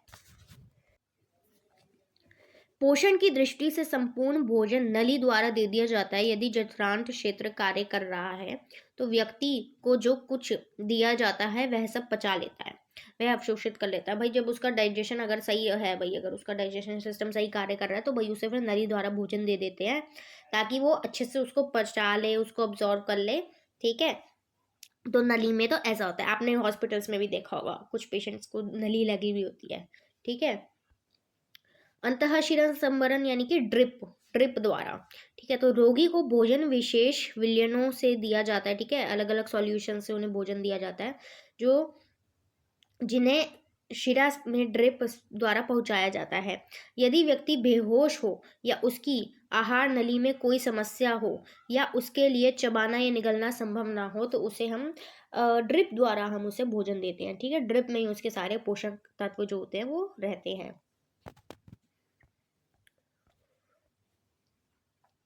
नेक्स्ट है चिकित्सीय खाद्य पदार्थ और उसके 2 उदाहरण समझाने हैं हमको। तो भाई चिकित्सीय खाद्य पदार्थ डॉक्टर के पर्चे पर उपलब्ध, विशेष रूप से विशेष आवश्यकता वाले व्यक्तियों के लिए निर्मित, ठीक है, यानी कि ये क्या होते हैं भाई, तो भाई ये डॉक्टर के पर्चे पर जो उपलब्ध होते हैं विशेष रूप से, और ये विशेष आवश्यकता वाले व्यक्तियों के लिए निर्मित किए जाते हैं, बनाए जाते हैं, ठीक है, जैसे कि ORS, ठीक है, लैक्टोज रहित दूध। अब जैसे जिसको चीनी का, शुगर का समस्या है, ठीक है, सॉरी, जिसको चीनी नहीं लेना है इतना और उसको शुगर या डायबिटीज़ है, ठीक है, तो उसको क्या दिया जाएगा, लैक्टोज रहित दूध। तो ये क्या हुआ, एक चिकित्सीय खाद्य पदार्थ हो गया। क्यों, क्योंकि ये किसी विशेष आवश्यकता वाले व्यक्ति के लिए बनाया गया है। ऐसे ही है ORS यानी कि जब आप में पानी की कमी हो जाती है या लूज मोशन वगैरह हो जाते हैं, ठीक है, तो ORS घोल आपको दिया जाता है। तो ये भी एक विशेष आवश्यकता वाले व्यक्ति के लिए बनाया जा रहा है, तो ये भी चिकित्सीय खाद्य पदार्थ हुआ। उसके बाद हम देखते हैं पादप रसायन क्या होते हैं भाई। तो पादप रसायनों को भी देख लेते हैं। इनको फाइटोकेमिकल्स भी बोला जाता है, ठीक है, फाइटोकेमिकल्स। जैव सक्रिय यौगिक खाद्य पदार्थों में मौजूद ऐसे गैर पोषक तत्व, ठीक है, ऐसे गैर पोषक तत्व होते हैं जिनमें क्रियात्मक या जैविक क्रियाशील होती है, ठीक है, जैविक क्रियाशीलता होती है, और वे स्वास्थ्य को भी प्रभावित करते हैं, जैसे कि ऑक्सीकारक, जैसे कि बीटा कैरोटीन, याद आते हैं हमारे पादप रसायनों में, ठीक है, गैर पोषक तत्व होते हैं ये। फिर है कोई दो मुख्य कारण लिखिए जिसके फलस्वरूप देश में मधुमेह रोगियों की संख्या जो है वो बढ़ती जा रही है और भारत विश्व की मधुमेह राजधानी जो है वो बनता जा रहा है। तो भाई मधुमेह यानी कि डायबिटीज यानी कि शुगर, ठीक है। अब हम देखते हैं क्यों ऐसा हो रहा है भारत के साथ। तो देश में मधुमेह रोगियों की संख्या जो है वो निरंतर बढ़ती जा रही है, और अगर ऐसे ही चलता रहा तो भारत क्या हो जाएगा, पूरे वर्ल्ड में एक राजधानी बन जाएगा डायबिटीज की। जो खाद्य पदार्थ आज हम उपयोग में ले रहे हैं ना, क्या ले रहे हैं हम, पहले तो आप खुद सोचो हम क्या ले रहे हैं। प्रोसेस्ड फूड खाते हैं हम ज़्यादा से ज़्यादा, ठीक है, मैगी, पिज़्ज़ा, बर्गर, ये इन सब पे हमारा ज़्यादा फोकस होता है, ठीक है, वसा हम ज़्यादा ले रहे हैं। ओके, फैट इनमें है, न्यूट्रिशन कुछ खास है नहीं इनमें। ओके, और हम क्या ले रहे हैं, ज़्यादा से ज़्यादा चावल पे, हमें ज़्यादा से ज़्यादा चावल अच्छे लग रहे हैं, हम कैलोरीज ज़्यादा से ज़्यादा ले रहे हैं।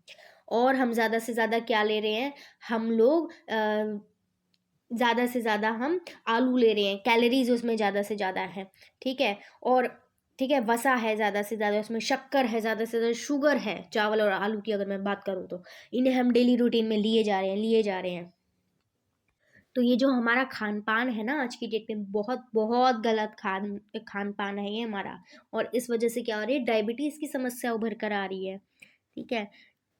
जो भी हमारा खाना है उसमें क्या है, यही सब है, अत्यधिक परिष्कृत खाद्य पदार्थ, यानी कि जो भी प्रोसेस्ड फूड है इनका हम सेवन करते हैं। रेशेदार भोजन हम लेते नहीं है अपने खाने में जिससे हमें फाइबर मिले, ठीक है, जिससे क्या होता है फिर कब्ज वगैरह की समस्या देखने को मिलती है। आहार में विटामिनों और खनिजों की भी अत्यधिक कमी होती है, जो लेना चाहिए हम वो ले नहीं रहे हैं, ठीक है, और जो नहीं लेना चाहिए ना वो हम बहुत ज़्यादा कंज्यूम कर रहे हैं, इस वजह से दिक्कत देखने को मिल रही है। मांसाहारी लोगों में जंतु प्रोटीन के उपयोग का बढ़ना है। अनुचित जीवन शैली, हमें रात को सोना चाहिए, दिन में जागना चाहिए, दिन में सारे काम करने चाहिए। दिन में 12 1 2 बजे तक लोग सो रहे होते हैं, ठीक है, और रात के 4 5 बजे तक जाग रहे होते हैं। शारीरिक गतिविधियां या व्यायाम की कमी है, सारा दिन तो फोन लेकर पड़े रहते हैं बेड पे। तो यही दिक्कत है, इस वजह से डायबिटीज की समस्या देखने को मिल रही है, और ये बच्चों में भी हो सकती है, ठीक है। बच्चों, जीवन शैली को सुधारो। अब हम देखते हैं अस्वस्थता या रोग किस प्रकार किसी व्यक्ति की पोषण स्थिति को प्रभावित कर सकता है। तो भाई अस्वस्थता जो है या फिर रोग जो है वो किस किस प्रकार से कर सकता है, ये देखते हैं। शरीर के लिए भाई रोग क्षमता, ठीक है, रोध क्षमता, रक्षा में कमी से स्वास्थ्य समस्याओं का जटिल होना, ठीक है भाई। जब रोग प्रतिरोधक क्षमता जो होगी वो हमारी अगर कम होगी तो क्या होगी भाई, हमें और ज़्यादा समस्या हो सकती है, घाव भरने में भी हमारी कठिनाई होएगी, हमारे उपचार में देरी होएगी, और क्या होएगा, विभिन्न अंगों के सुचारू रूप से कार्य संचालन में कठिनाई भी होगी, ठीक है। जो भी विभिन्न अंग होंगे नॉर्मली वो वर्क नहीं कर पाएंगे, उन्हें काफ़ी ज़्यादा कठिनाई होगी, और नई स्वास्थ्य समस्याओं भी हमें देखने को मिल सकती हैं। पाचन, डाइजेशन, अवशोषण, उपापचय तथा उत्सर्जन क्षमता में भी हमको कमी नजर आएगी। तो ये सारे क्या है, ये हमारे पोषण को ऐसे प्रभावित कर सकते हैं। अब ये क्वेश्चन आया है कि पवन अपने आहार में अत्यधिक वसा तथा शक्कर का प्रयोग करता है, तो आप समझ रहे हो उसे क्या हो सकता है, ठीक है, आप समझ रही होंगे, अभी हमने ऊपर वाला क्वेश्चन पढ़ा था। और रेशेदार पदार्थ बिल्कुल नहीं लेता है, उसे अच्छे पोषण का महत्व बताकर शिक्षित कीजिए। हमें अब पवन को बताना होगा कि पवन, आपको क्या करना है, आपको अच्छा भोजन लेना है, पौष्टिक भोजन लेना, नहीं तो आपको क्या हो सकती है, डायबिटीज हो सकती है, ठीक है, और क्या हो सकती है, पेट साफ भी नहीं होगा उसमें। तो फिर भाई समुचित पोषण, अच्छा पोषण या पर्याप्त भोजन महत्वपूर्ण है, क्यों भाई, हमें प्रतिरक्षा प्रदान करने के लिए, ठीक है, और हमारे को इन्फेक्शन से बचाने के लिए, ठीक है, इन्फेक्शन से रोध क्षमता सुरक्षा देने के लिए हमें इम्यूनिटी पावर चाहिए अपनी, विभिन्न प्रकार की बीमारियों से स्वास्थ्य लाभ के लिए, असाध्य बीमारियों से निपटने के लिए हमें अच्छा पोषण लेना चाहिए, ठीक है। और भाई शक्कर और वसा का अत्यधिक उपयोग के साथ रेशों के बिल्कुल नहीं या कम उपभोग तथा शारीरिक गतिविधियों में कमी के कारण ये शीघ्र ही मधुमेह रोग का शिकार हो सकते हैं। ठीक है, क्या हो सकता है पवन को? डायबिटीज हो सकती है। यह अध्ययनों में पाया गया है कि अधिक फल सब्जियां, ठीक है, जिससे हमको क्या मिलता है? विटामिन मिलते हैं। पूर्ण अनाज, ठीक है, जिससे हमें क्या मिलता है? और निम्न वसा यानी कि कम कम फैट के दुग्ध यानी कि दूध उत्पाद और बिना चर्बी का मांस या दालें खाने से हृदय रोग उत्पन्न होने का खतरा कम हो जाता है। ठीक है, अब आप गलत खाना खाओगे तो आपको हार्ट अटैक भी आ सकता है, लेकिन जब आप ऐसा पौष्टिक खाना खाओगे तो आपको हार्ट अटैक का खतरा भी कम हो जाता है। अतः अच्छा और पर्याप्त पोषण बहुत ज़्यादा महत्वपूर्ण होता है। ओके, आगे चलते हैं भाई। तो डॉक्टरी पोषण और आहार विशेषज्ञों की जीविका के लिए हम तैयारी कैसे कर सकते हैं? तो देख लो भाई, जब आप 12th कर लोगे तो 12th पास करने के बाद आपको क्या करना होगा? बीएससी होम साइंस या फिर बीएससी डाइटिक्स, पोषण विज्ञान और जीव विज्ञान और जैव रसायन, सूक्ष्म जैविकी या जैव प्रौद्योगिकी में आपको क्या करना पड़ेगा? अपने आगे इनमें क्वालिफिकेशन लेनी पड़ेगी। आहार विज्ञान में स्नातकोत्तर डिप्लोमा, डाइटिक्स में इंटर्नशिप के साथ उसके बाद पंजीकृत आहार विशेषज्ञ यानी कि आरडी के रूप में योग्यता का आपको प्रमाण पत्र चाहिए होगा। ठीक है, तो स्नातकोत्तर आपको डिप्लोमा डाइटिक्स में चाहिए होगा, यानी कि आपको पोस्ट ग्रेजुएशन करनी पड़ेगी, उसमें इंटर्नशिप भी आपको फिर करनी पड़ेगी।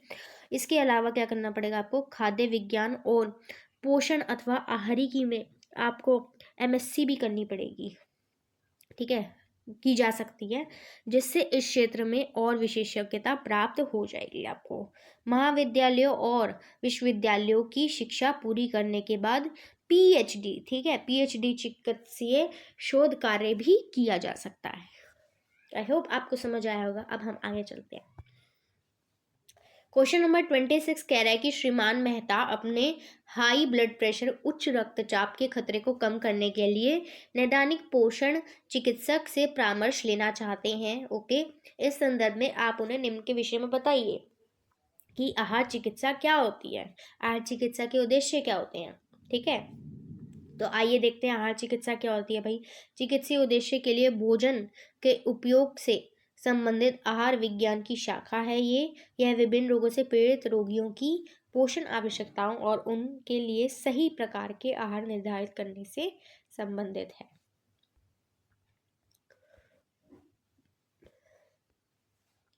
तो आहार चिकित्सा के उद्देश्य क्या है? तो मरीज की भोजन संबंधी आदतों का ध्यान रखते हुए आहार की हमको क्या करनी है? योजना बनानी है। ठीक है, और बीमारी के हालात को सुधारने और नियंत्रण में रखने के लिए वर्तमान जो भोजन है उसमें परिवर्तन करना होगा। ठीक है, पोषणहीनता की स्थिति में, अगर मतलब पोषणहीनता की स्थिति अब, तो आहार उपचारहीनता को दूर करना। ठीक है, दीर्घकालिक व अल्पकालिक बीमारियों में आहार उपचार और समस्याओं को रोकने में मदद करना, मरीज को निर्धारित आहार का अनुसरण करने की शिक्षा और परामर्श करना, यानी कि आपको साथ साथ उसकी काउंसलिंग भी करनी है उसमें। ठीक है, और आपको टाइम टाइम पर भोजन में चेंजेस भी करने होंगे। ठीक है,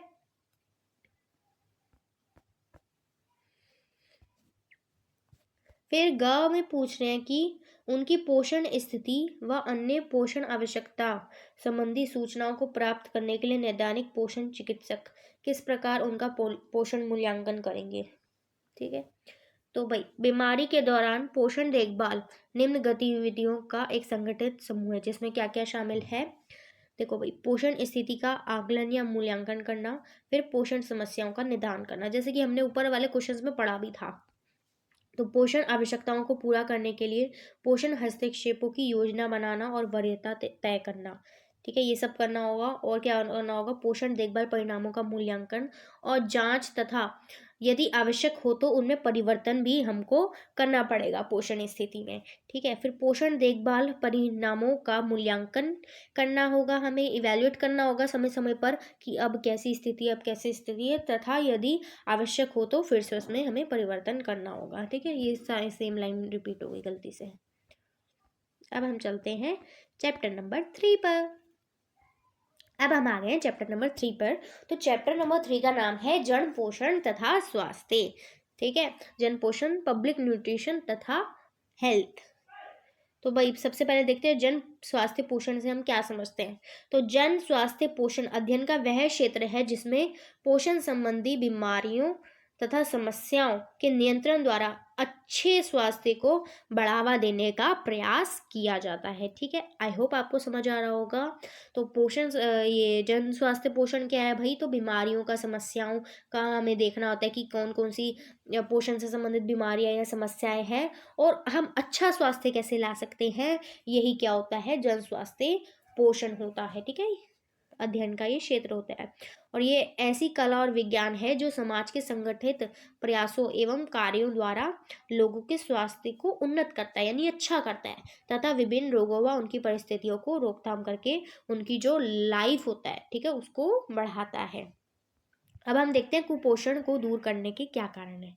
तो भाई कुपोषण जो है, कुपोषण का मतलब आप लोग ये मत समझना कि हमें जो पोषक तत्व है वो कम मिले हैं। कुपोषण दो तरीके का होता है, एक होता है अल्प पोषण और एक होता है अति पोषण। ठीक है, तो अल्प पोषण में जब हमें कोई भी न्यूट्रिएंट्स जो होते हैं वो कम मिले होते हैं और अति पोषण में कोई न्यूट्रिएंट्स हम बहुत ज़्यादा ले लेते हैं। जैसे आज की डेट में हम क्या ले रहे हैं, कैलोरीज, फैट्स और ठीक है ये सब, हम शुगर ये सब ज़्यादा ले रहे हैं। कुपोषण को दूर करने के कारण क्या है भाई, तो आप अभी तक तो समझ गए होंगे कि कुपोषण एक अच्छी चीज नहीं है। तो कुपोषण को दूर करने के कारण, कुपोषण के कारण हमें पोषण के क्षेत्र में विशिष्ट पहलू पर ध्यान देने की आवश्यकता है भाई। क्यों भाई, देखो क्या क्या हो रहा है। भारत में जन्म लेने वाला लगभग 1/5वां हिस्सा क्या होता है, कम जन्म यानी कि 2.5 किलोग्राम से कम भार वाले बच्चे होते हैं। यानी कि जब बच्चे का जन्म हो रहा है तो 2.5 से 3 किलो का बच्चा जो होता है वो नॉर्मल बच्चा माना जाता है। लेकिन जो 1/5वें बच्चे हैं वो क्या हो रहे हैं, जो भी जन्म ले रहे हैं वो क्या कर रहे हैं, वो तो यानी कि नॉर्मल वेट से भी उनका कम वेट जा रहा है। इससे उनकी विकासशील अवस्था में कष्ट होता है, यानी कि जो उनकी डेवलपमेंट होता है वो उनका क्या होता है, हर स्टेज पे प्रभावित होता है। ठीक है, हर स्टेज पे वो पीछे रहते हैं। सामाजिक आर्थिक दृष्टि से कमजोर परिवारों के बच्चों में वृद्धि मंदन पाया जाता है, यानी कि उनकी वृद्धि नहीं हो पाती अच्छे से। ठीक है, यानी कि सामाजिक और आर्थिक रूप से पिछड़े हुए होते हैं। सामाजिक यानी SC ST वुमेन हो गया। ठीक है, आर्थिक दृष्टि से हम देखें तो गरीब परिवार, बच्चों और प्रौढ़ों में सूक्ष्म पोषक तत्वों की कमी पाई जाती है। जैसे सूक्ष्म पोषक तत्व यानी कि एक होते हैं वृहद पोषक तत्व और एक होते हैं सूक्ष्म पोषक तत्व, हमने 11th में पढ़ा था ना, है ना। वृहद पोषक तत्व जो हमको ज़्यादा मात्रा में चाहिए और सूक्ष्म पोषक तत्व यानी कि जो हमें कम मात्रा में चाहिए, जैसे कि लोह तत्व, vitamin A, zinc, vitamin C, vitamin D, iodine, folic acid, vitamin B12, ये सारे क्या होते हैं, सूक्ष्म पोषक तत्व होते हैं। तो बच्चों और प्रौढ़ों में क्या क्या देखने को मिलता है, इनकी कमी देखने को मिलती है और ये हमें कम मात्रा में चाहिए होते हैं। लेकिन अगर हमें ना मिले ना तो अच्छे से बहन बच सकती है। ठीक है, आगे चलते हैं। अब बोल रहे हैं कि जो भारत है वो कुपोषण का दोहरा भार उठा रहा है, क्यों भाई। तो भाई क्यों, क्योंकि भारत में अल्प पोषण और अति पोषण दोनों ही पाए जाते हैं। ये वाला बहुत इंपॉर्टेंट है। नेक्स्ट है क्वेश्चन नंबर 30 की पोषण की समस्याओं के कारण बताओ। जो पोषण की इतनी समस्याएं हो रही हैं, ठीक है, तो इसके कारण क्या है वो बताना है और इसके परिणामों का भी बताना है हमको। तो कारण देख लेते हैं हम सबसे पहले।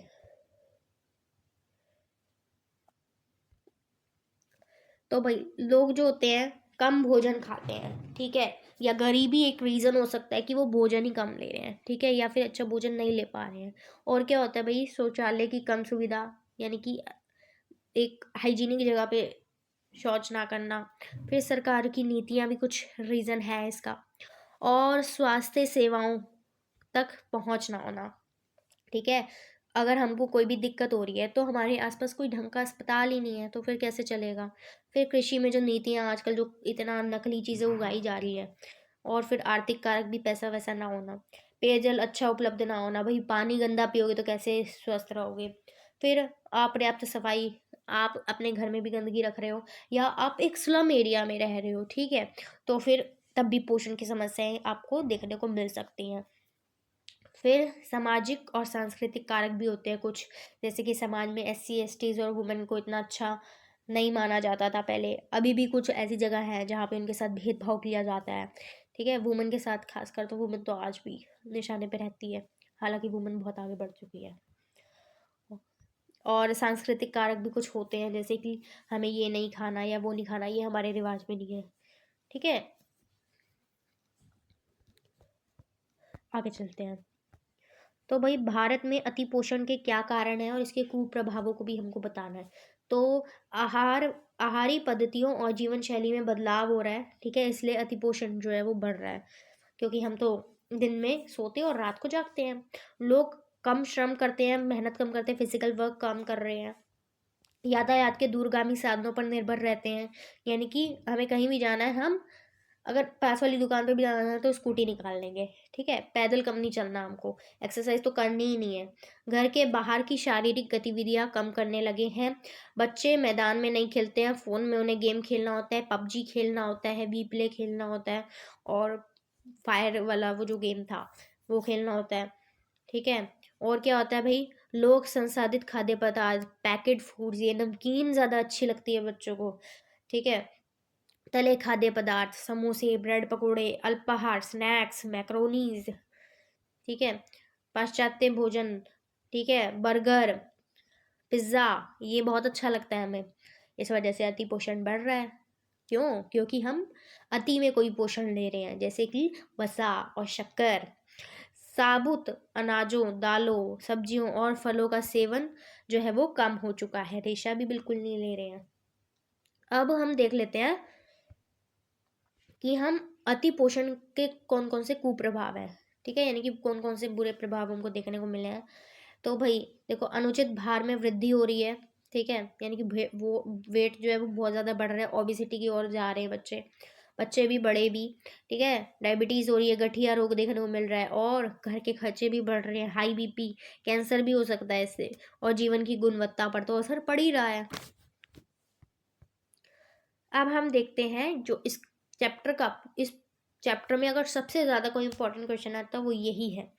ठीक है, तो भारत में पोषण संबंधी समस्याओं के बारे में हमको बताना है। तो भारत में देखो, आज भी लोग उतने ज़्यादा अवेयर नहीं होते हैं, उतनी ज़्यादा उनमें नॉलेज नहीं होती है, उतने ज़्यादा उनका शिक्षा का स्तर नहीं होता है, गरीब होते हैं। ठीक है, इस कारण बड़ी संख्या में लोग क्या होते हैं, पोषण संबंधी समस्याओं से ग्रस्त हो जाते हैं। इनमें से कुछ प्रमुख पोषण संबंधी समस्याएं जो है वो कौन कौन सी हैं वो नीचे बता रखी हैं। ठीक है, तो अगर आप देखोगे तो एक तो है प्रोटीन ऊर्जा कुपोषण। ठीक है, प्रोटीन एनर्जी माल न्यूट्रिशन, PEM। इसमें कौन कौन सी आ जाती है, क्वाशियोरकर और सूखा रोग, ये सारी मैंने नीचे एक्सप्लेन कर रखी है। ओके, सूक्ष्म पोषक तत्वों की कमी आ जाती है सेकंड नंबर पे, जिसमें हमको रक्तता देखने को मिलता है। ठीक है, एनीमिया भी जिसको बोलते हैं, विटामिन ए की कमी देखने को मिलती है, और आयोडीन हीनता विकार भी हमको देखने को मिलता है। अब हम आगे देखते हैं इनको डिटेल में। तो भाई प्रोटीन ऊर्जा कुपोषण क्या है, इसके प्रकारों को भी समझाइए। तो भाई ये PEM का कारण है वृहद पोषक तत्वों।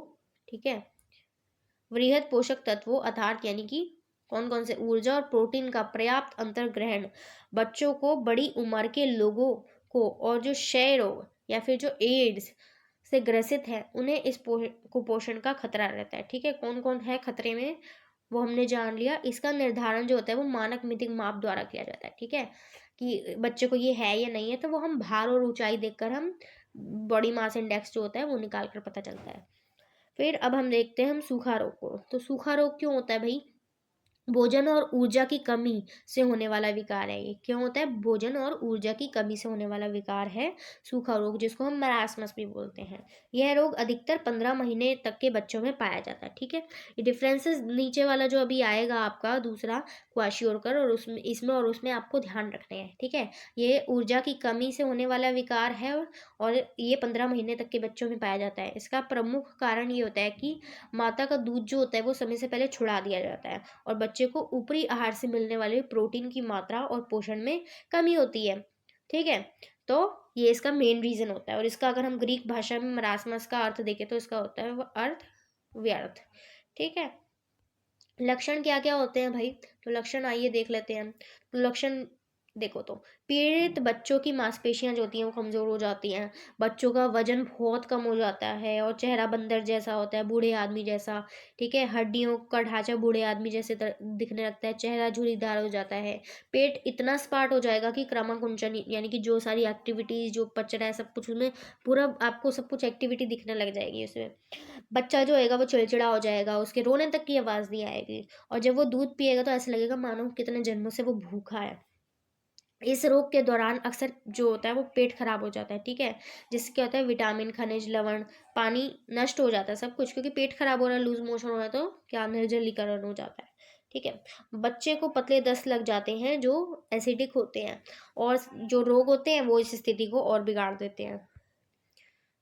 शरीर के रंग पर कोई विशेष प्रभाव नहीं दिखाई देता, लेकिन बाल जो होते हैं वो रूखे सूखे हो जाते हैं, उनमें बिल्कुल चमक नहीं बचती है, और इसमें पानी का ठहराव यानी कि अडीमा नहीं देखने को मिलता है। अब क्वाशी ओरकर की अगर मैं बात करूं तो भाई क्वाशी ओरकर जो है ये क्यों होता है देखते हैं। जब बच्चे के आहार में कैलोरीज की कमी हो जाए, ठीक है, तो शरीर में उपस्थित प्रोटीन ऊर्जा देने लगती है। ओके, ऐसे में क्वाशियोकर से पीड़ित हो जाता है। कारण पता चल गया हमको। और किसमें होता है ये 1 से 5 वर्ष के बच्चों में अधिक पाया जाता है। और ग्रीक भाषा में अगर इसका अर्थ देखें तो इसका अर्थ होता है विस्थापित बच्चा। लक्षण देखते हैं, तो बच्चे का जो चेहरा है वो चांद की तरह गोल सा हो जाएगा। ठीक है, इसमें पानी का ठहराव यानी कि अडीमा जो है वो दिखाई देता है। ओके, अडीमा पानी का ठहराव क्या होता है, बॉडी में ना पानी भर जाता है, पूरा खून भी जो होता है वो भी पानी बनता जाता है। ठीक है, उसमें क्या होता है सूजन आ जाती है पूरी बॉडी में, क्योंकि पानी का ठहराव होता है, और इंसान बहुत होता है फूला फूला सा दिखने लगता है, इसको हम बोलते हैं एडिमा। और मोटे वसा युक्त यकृत यानी कि लीवर के कारण पेट जो होता है वो भी फूला फूला सा दिखाई देता है, बच्चा चिड़चिड़ा हो जाता है, रोता रहता है, और उसे भूख भी बिल्कुल नहीं लगती है, और विकास इस वजह से क्या होता है धीमा पड़ जाता है। और इस दशा में पेट भी खराब हो जाता है, मल तरल सा हो जाता है, त्वचा जो है वो रंगहीन हो जाएगी, छिली छिली सी लगेगी, और कई बार तो हिप्स तथा शरीर के निचले हिस्सों पर भी फोड़े पड़ जाते हैं। बाल नरम, बिखरे हुए तथा जो तांबे से लाल रंग के हो जाते हैं। बालों का रंग जो होता है वो सदा के लिए, हमेशा के लिए क्या हो जाता है, नष्ट हो जाता है। शरीर में पानी भर जाने के कारण चलने में भी तकलीफ होती है। अब हम देखते हैं, ये तो हमने देखी पीईएम, अब हम देखेंगे सूक्ष्म पोषक तत्वों की कमी। ठीक है, जिसमें हमने आरक्तता, विटामिन ए की कमी, और आईडीडी, आयोडीन डेफिशिएंसी डिसऑर्डर देखा था। तो आरक्तता क्या है, इसके कारणों व लक्षणों को भी आपको बताना है। तो आरक्तता जो है वो विश्व का सबसे अधिकतम और सामान्य पोषण संबंधी विकार है। यह विकसित तथा विकासशील देश दोनों में ही पाया जाता है, और गर्भ धारण करने वाली यानी कि जो प्रेग्नेंट, और जो कम उम्र में प्रेग्नेंट महिलाएं होती हैं, ठीक है, किशोर बालिकाएं होती है, गर्भवती महिलाएं होती हैं, ठीक है, और जो विद्यालय आयु वाले बच्चे होते हैं, ठीक है, खासकर जो किशोरियां होती हैं, इस रोग के प्रति सबसे अधिक संवेदनशील होती हैं। ठीक है, यानी इनको ये रोग जो है वो पकड़ सकता है। यदि रक्त में लोहे की कमी हो जाती है तो हीमोग्लोबिन का निर्माण नहीं हो पाता है। ठीक है, हम सब जानते हैं कि हमारे जो आरबीसीज होते हैं उनमें क्या पाया जाता है, एच। ठीक है, एच भी पाया जाता है, हीमोग्लोबिन पाया जाता है। ठीक है, उससे क्या होता है हमारी लाल रक्त कोशिकाओं का निर्माण होता है, और हमारे खून का रंग भी लाल होता है। तो अगर यही नहीं बनेगा तो फिर तो दिक्कत हो जाएगी ना, जिससे एनीमिया की स्थिति उत्पन्न हो जाती है। विश्व स्वास्थ्य संगठन WHO के अनुसार क्या है भाई, स्त्री व बच्चों में रक्त में हीमोग्लोबिन का स्तर 12 मिलीग्राम प्रति 100 मिली होना चाहिए, और इस स्तर में अधिक कमी होने पर रक्त क्षीणता, ठीक है, रक्त क्षीणता, स्पेलिंग थोड़ी गलत हो गई थी, सॉरी।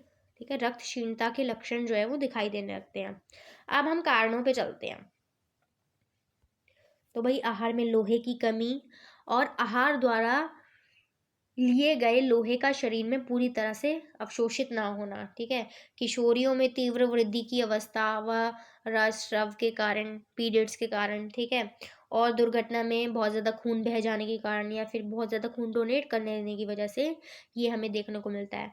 पेट में कीड़ों, जिसको हुकोक्रीमी भी बोलते हैं, अथवा अतिसार के कारण ये देखने को मिलता है हमको। फिर आ जाते हैं लक्षण। तो भाई शारीरिक थकान रहती है, हमको थोड़ा सा भी काम करेंगे तो सांस फूलने लग जाएगी, सिर दर्द होएगा, सिर चकराना आएगा, शिथिलता रहेगी हमको। रोगी की नज़र जो है कमज़ोर पड़ जाएगी। और इसके अतिरिक्त क्या होएगा, नींद नहीं आएगी, भूख कम लगेगी, खाना पचाने में परेशानी होगी, जलन की शिकायत रहने लगेगी। आहार में कमी जो रक्तहीनता के कारण बनती है, कुछ अवधि के बाद नाखून को भंगुर बना देती है। ठीक है, नाखून को भंगुर बना देगी, ये नाखून जो होंगे वो चम्मच नुमा, चम्मच की तरह हो जाएंगे। ठीक है, बन जाता है। और इस स्थिति को हम क्या बोलते हैं, कोइलॉन्चिया। ठीक है, कोइलॉनिचिया बोलते हैं हम इसको। अत्यधिक रक्तहीनता से प्रेरित रोगी जो है वो अक्सर मानसिक रोगों से भी ग्रस्त हो जाते हैं। ठीक है, यानी कि बहुत ही एक्सट्रीम लेवल पे जाके होएगा। और गर्भवती महिलाओं में लोहे की कमी के कारण क्या होता है भाई, पिका देखने को मिलता है। ओके, पिका की स्थिति हो जाती है जिसमें उनका मिट्टी, चूना, रेत ये सब खाने का दिल करने लगता है। इसको, ऐसी स्थिति को हम बोलते हैं पिका। ठीक है, येलो में इसलिए क्योंकि इंपॉर्टेंट MCQ है। अब हम देखते हैं आयोडीनहीनता विकार क्या है और इसकी कमी से उत्पन्न होने वाले कौन कौन से विकार है। तो भाई इससे गलगंड हो जाता है। ठीक है, गर्दन मोटी हो जाती है, बोनापन, छोटी हाइट, मिक्सोडिमा ये सब देखने को मिलता है इससे। तो भाई देखो, आयोडीन जो होता है ना हमारे शरीर में बहुत कम मात्रा में पाया जाता है। ठीक है, और ये क्या होता है, शारीरिक और मानसिक विकास के लिए भी ये उत्तरदायी होता है। शारीरिक और मानसिक वृद्धि इसी वजह से होती है, आयोडीन की वजह से। और अगर इसकी कमी होती है तो बढ़ोतरी रुक जाती है, शारीरिक व मानसिक विकास रुक जाता है, चेहरा बिगड़ जाता है, जीभ बड़ी और होठ जो है वो मोटे मोटे हो जाते हैं। अब तो आई होप आपको ये समझ में आएगा। अब हम आगे चलते हैं। विटामिन ए उसके कार्य को भी समझाना है। ठीक है, तो विटामिन ए का आविष्कार जो है वो 1913 में किया गया था। ठीक है, अब विटामिन ए क्या है वो बता देती हूँ मैं आपको। ये हल्के पीले रंग का दानेदार पदार्थ होता है जो साधारण ताप पर, नॉर्मल टेम्परेचर पर नष्ट नहीं होता है, लेकिन ऑक्सीकरण तथा सूर्य के प्रकाश में ये नष्ट हो जाता है। पशुजन खाद्य पदार्थों में यानी कि मौलिक रूप से रेटिनॉल के रूप में तथा वनस्पतिक खाद्य पदार्थों में यह पूर्वगामी कैरोटीन में पाया जाता है, जो शरीर में प्रवेश करके अवशोषण से पूर्व रेटिनॉल में परिवर्तित हो जाता है। ठीक है, तो आपने देखा कितने सारे रूप हैं विटामिन ए के। और अब हम इसके कार्य देख लेते हैं। तो भाई स्वस्थ नेत्र दृष्टि देना, हमको अच्छी नज़र देना विटामिन ए का कार्य होता है। हमारी नए सेल्स को बनाना, ये भी विटामिन ए का कार्य है। और शरीर में हार्मोनल बैलेंस को भी बनाए रखना, दांतों में, ठीक है, और त्वचा का भी स्वास्थ्य जो है वो इसके लिए उत्तरदायी होता है। और संक्रमण का प्रतिरोध करना, इम्यूनिटी पावर के लिए भी। नवजात शिशुओं में इसकी कमी से एनीमिया नामक बीमारी हो जाती है। ठीक है, तो ये था विटामिन ए के कार्य। अब हम देखते हैं विटामिन ए से होने वाली हानियाँ। ठीक है, तो विटामिन ए से क्या हो जाता है, देखो रतौंधी हो जाता है, एक तो नाइट ब्लाइंडनेस हो जाती है, रात में कम दिखने लगता है, एक कंजक्टिवाइटिस हो जाती है, एक बिटॉट स्पॉट हो जाता है। यहाँ पे देखो ये कैसे धब्बे से हो रखे हैं। किरोटोमलेशिया में तो भाई ये तो सबसे बड़ी अंधे होने की लास्ट स्टेज होती है। और टोल्ड त्वचा हो जाती है। तो जन्म के समय कम भार वाला शिशु किसे कहते हैं, जिसका 2.5 किलो से भी कम वेट होता है। खाद्य प्रबलीकरण किसको बोलते हैं, तो इसका अर्थ है कि भोजन को पोषक तत्वों द्वारा पुष्ट करना। ठीक है, यानी भोजन में वो पोषक तत्व नहीं है, पर हम क्या करेंगे वो ऐड कर देंगे। जैसे कि नमक में हम आयोडीन को डालते हैं, आयोडीन युक्त नमक। ठीक है, और यह सभी आयु वर्गों के लिए क्या होता है, लोगों के लिए प्रयुक्त होता है। और ये क्या होते हैं, मूल्य प्रभावी होते हैं, दीर्घ उपयोगी भी होते हैं। इसके बाद जन पोषण सुधार के लिए सरकार द्वारा चलाई गई नीतियां। ठीक है, इसमें हम देखेंगे पहले अल्प अवधि हस्तक्षेप, फिर हम देखेंगे दीर्घ अवधि हस्तक्षेप। ओके, तो समेकित बाल विकास सेवाएं, ICDS। ठीक है, जो कि 0 से 6 वर्ष के आयु समूह के सभी संवेदनशील बच्चों और सभी गर्भवती महिलाओं और सभी दुग्धपान करवाने वाली माताओं के लिए है ये। ठीक है, ये प्रोग्राम किस किस के लिए है, इन बच्चों के लिए है ये, और प्रेग्नेंट वुमेन के लिए है, और स्तनपान कराने वाली महिलाओं के लिए है। आवश्यक खाद्य पदार्थों का पुष्टिकरण, ठीक है। इसमें क्या होता है, आवश्यक खाद्य पदार्थों का पुष्टिकरण होता है, जैसे कि नमक का आयोडीन द्वारा प्रबलीकरण कर दिया जाता है, जैसे अभी हमने ऊपर पढ़ा था। और महिलाओं के सहयोग से देशी और स्थानीय कच्चे माल से कम कीमत वाले पोषक खाद्य पदार्थों को भी उत्पादित किया जा सकता है। ठीक है, यानी कि कम कीमत में अच्छे उत्पाद बनाते हैं जिसमें पोषक तत्व होते हैं, उन्हें लोकप्रिय बनाना।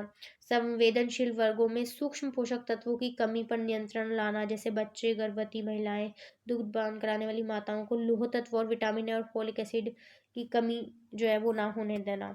ठीक है, ये क्या है कि सरकार के उठाए गए कदम हैं, वो भी ये शॉर्ट टर्म वाले हैं। ओके, अब हम देखते हैं लॉन्ग टर्म वाले कौन कौन से हैं।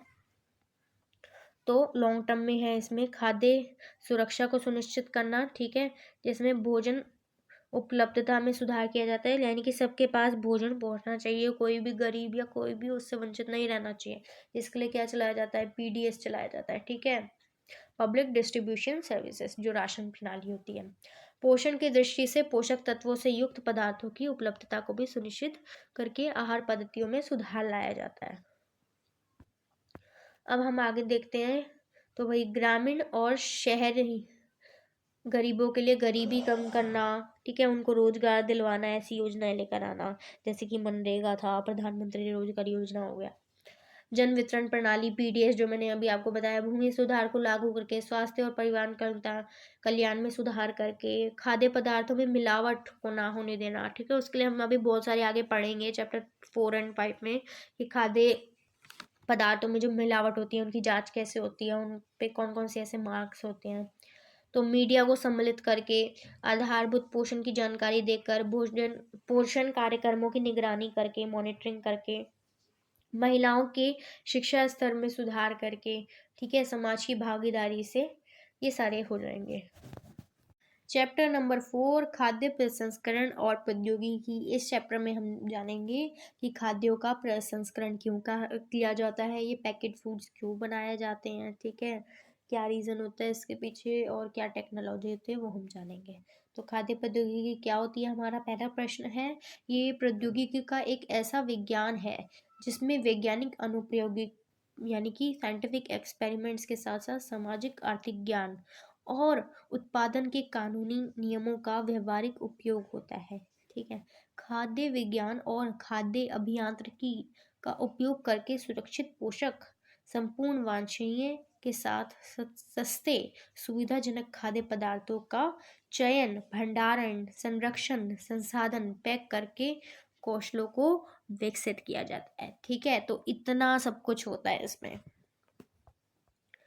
अब हम जानते हैं कि खाद्य प्रौद्योगिकी की मांग एवं आवश्यकता के कारण क्या है।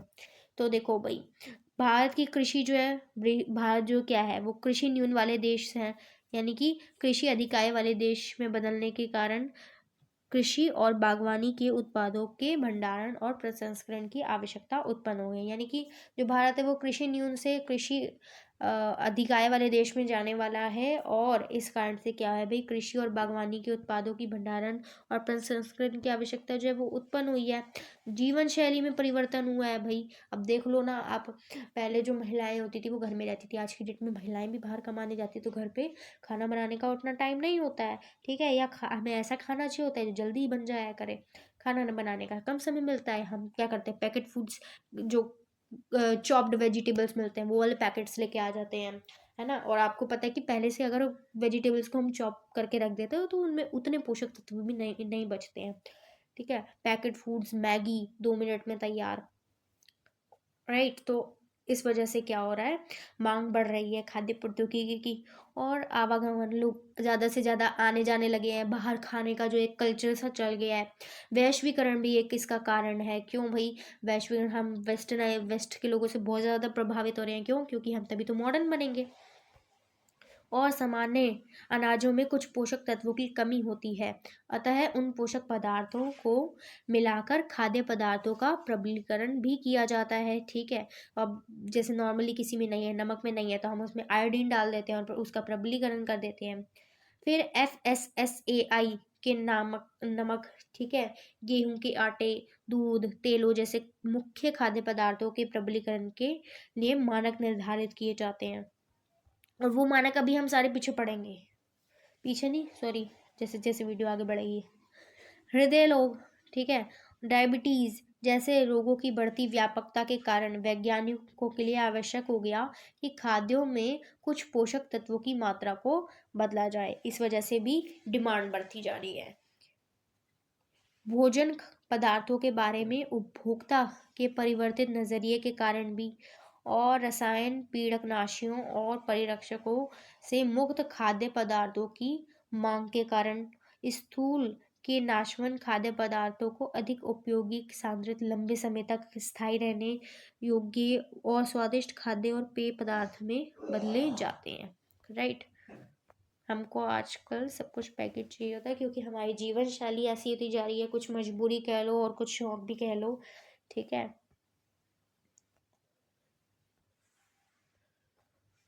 नेक्स्ट क्वेश्चन क्या आया हमारा कि खाद्य संसाधन और प्रौद्योगिकी के विकास में बारे में हमको बताना है, यानी कि कैसे ये सब हुआ, कैसे विकास हुआ, सारा वो हमको बताना है। तो वही देखो, वर्ष 1810 में क्या होता है, निकोलस एपेट एक व्यक्ति थे। इन्होंने खाद्य पदार्थों को डिब्बा में बंद करने की प्रक्रिया को विकसित किया। इन्होंने क्या किया, डिब्बा बंद प्रक्रिया को विकसित किया था। ओके। फिर वर्ष 1864 में लुई पाश्चर आए। उन्होंने क्या किया, अंगूरी शराब को खराब होने से बचाने के लिए शोध किया। ठीक है। इसके अतिरिक्त अल्कोहल, सिरका, बियर और दूध के खट्टा होने पर शोध किया। उन्होंने रोग उत्पन्न करने वाले जीवों को नष्ट करने के लिए पाश्चुरीकरण प्रक्रम को विकसित किया, यानी पाश्चुराइजेशन। ठीक है। तो ये सारी चीजें जो है विकसित हुई। कहते ना, आवश्यकता ही आविष्कार की जननी है। तो जैसे जैसे आवश्यकता बढ़ी वैसे वैसे नए नए आविष्कार होते चले गए। भोज्य पदार्थों को नष्ट करने वाले सूक्ष्म जीव कौन से हैं, तो भाई जीवाणु, कवक, यीस्ट, फफूंदी, ये सारे हैं। सूक्ष्म जीव की वृद्धि को प्रभावित करने वाले कौन से कारक हैं, तो भाई पोषक पदार्थों की उपलब्धता। ठीक है, कि उसमें कौन कौन से पोषक तत्व हैं। जैसे कि आप देखो, सोयाबीन, प्रोटीन बहुत ज़्यादा होता है, वो जल्दी खराब होता है। और नमी, पीएच, ठीक है, ऑक्सीजन इसका स्तर हो गया, और रोधक पदार्थों द्वारा प्रतिजैविक की उपस्थिति या अनुपस्थिति, ये सब मैटर करता है। नेक्स्ट क्वेश्चन है, खाद्य संसाधन और संरक्षण की पुरानी विधियां कौन कौन सी है। तो देखो भाई, कौन कौन सी विधियां हैं इसमें। एक तो इसमें हो गया आपका धूप में सुखाना, नियंत्रण किण्वन करना, नमक लगा देना, ठीक है, अचार बनाना, तेल ज़्यादा से ज़्यादा उसमें डालना ताकि जो सूक्ष्म पोषक तत्व की वृद्धि ना हो उसमें, सेकना, भूनना, धूमन करना, ठीक है, चूल्हे में पका देना, मसालों का परिरक्षी के रूप में उपयोग करना, ज़्यादा से ज़्यादा उसमें मसाले मिला दिए जाते हैं। ठीक है। तो ऐसे करके हम सूक्ष्म पोषक की जो है उनको रोक सकते हैं, और ये हमारी खाद्य संरक्षण की पुरानी विधियां हैं। हाँ, ये इंपॉर्टेंट क्वेश्चन आया है काफ़ी। ठीक है, कि खाद्य पदार्थों के वर्ग बताने हैं इसमें। एक तो विकार्य खाद्य पदार्थ हो गए। ठीक है, ये वे होते हैं जो 2 दिन में खराब हो जाते हैं, जैसे कि दूध, दही, मछली और मांस। ठीक है। तो इसमें खाद्य पदार्थों के वर्ग का क्या मतलब है, कि कौन सा खाना किस किस टाइम पर खराब हो रहा है, कितना लंबा उसकी शेल्फ लाइफ है। ठीक है, शेल्फ लाइफ में यानी कि इतना लंबा वो चलेगा, स्टे कितना कर सकता है वो। तो उस हिसाब से 3 वर्गों में बांटे गए, विकार्य, अर्धविकार्य और अविकार्य खाद्य पदार्थ। विकार्य खाद्य पदार्थ वो होते हैं जो 1-2 दिन में खराब हो जाते हैं, जैसे दूध, दही, मछली, मांस। अर्धविकार्य यानी कि जो 1-2 हफ्ते तक जिनको हम रख सकते हैं, जैसे कि फल, सब्जियां, और कुछ तो रूपांतरित तने वाली फसलें होती हैं, जैसे कि प्याज, आलू, ये 2-4 सप्ताह भी चल जाती हैं। और अविकार्य खाद्य पदार्थ में क्या होते हैं, तो ये वे होते हैं जो 1 वर्ष तक खराब नहीं होते हैं। ठीक है, जैसे अनाज, दालें, तिलहन, ये सब आ जाता है इसमें। हमारा नेक्स्ट क्वेश्चन है, खाद्य प्रसंस्करण और प्रौद्योगिकी के क्षेत्र में हमें स्वरोजगार के अवसरों का वर्णन करना है। तो ये आप पढ़ सकते हैं। ठीक है, मैं मेन बात पे आती हूँ।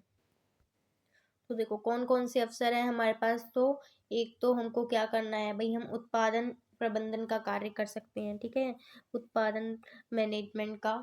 ठीक है, और हम क्या कर सकते हैं, उत्पादों का तकनीकी विपणन, परामर्श का काम कर सकते हैं, हम काउंसलिंग का काम कर सकते हैं, उद्यमशीलता विकास, शिक्षण और शोध, परियोजना का मूल्यांकन भी कर सकते हैं।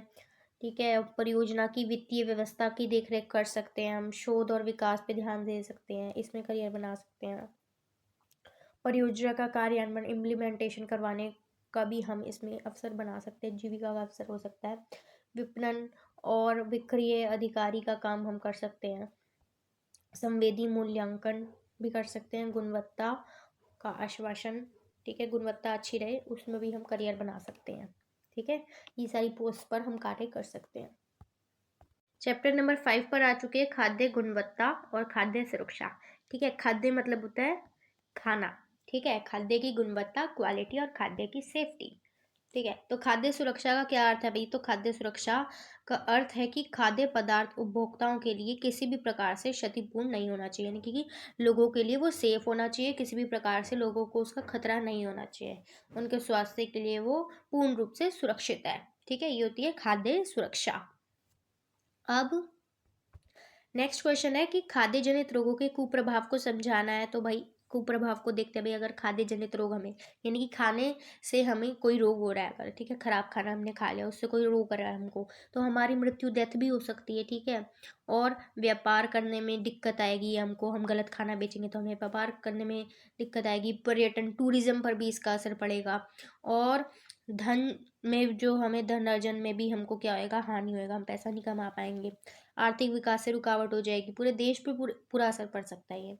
बेरोजगारी और मुकदमेबाजी की क्या हो सकता है, हमारे ऊपर मुकदमेबाजी का आरोप लग सकता है और बेरोजगारी की समस्या हमको देखने को मिल सकती है।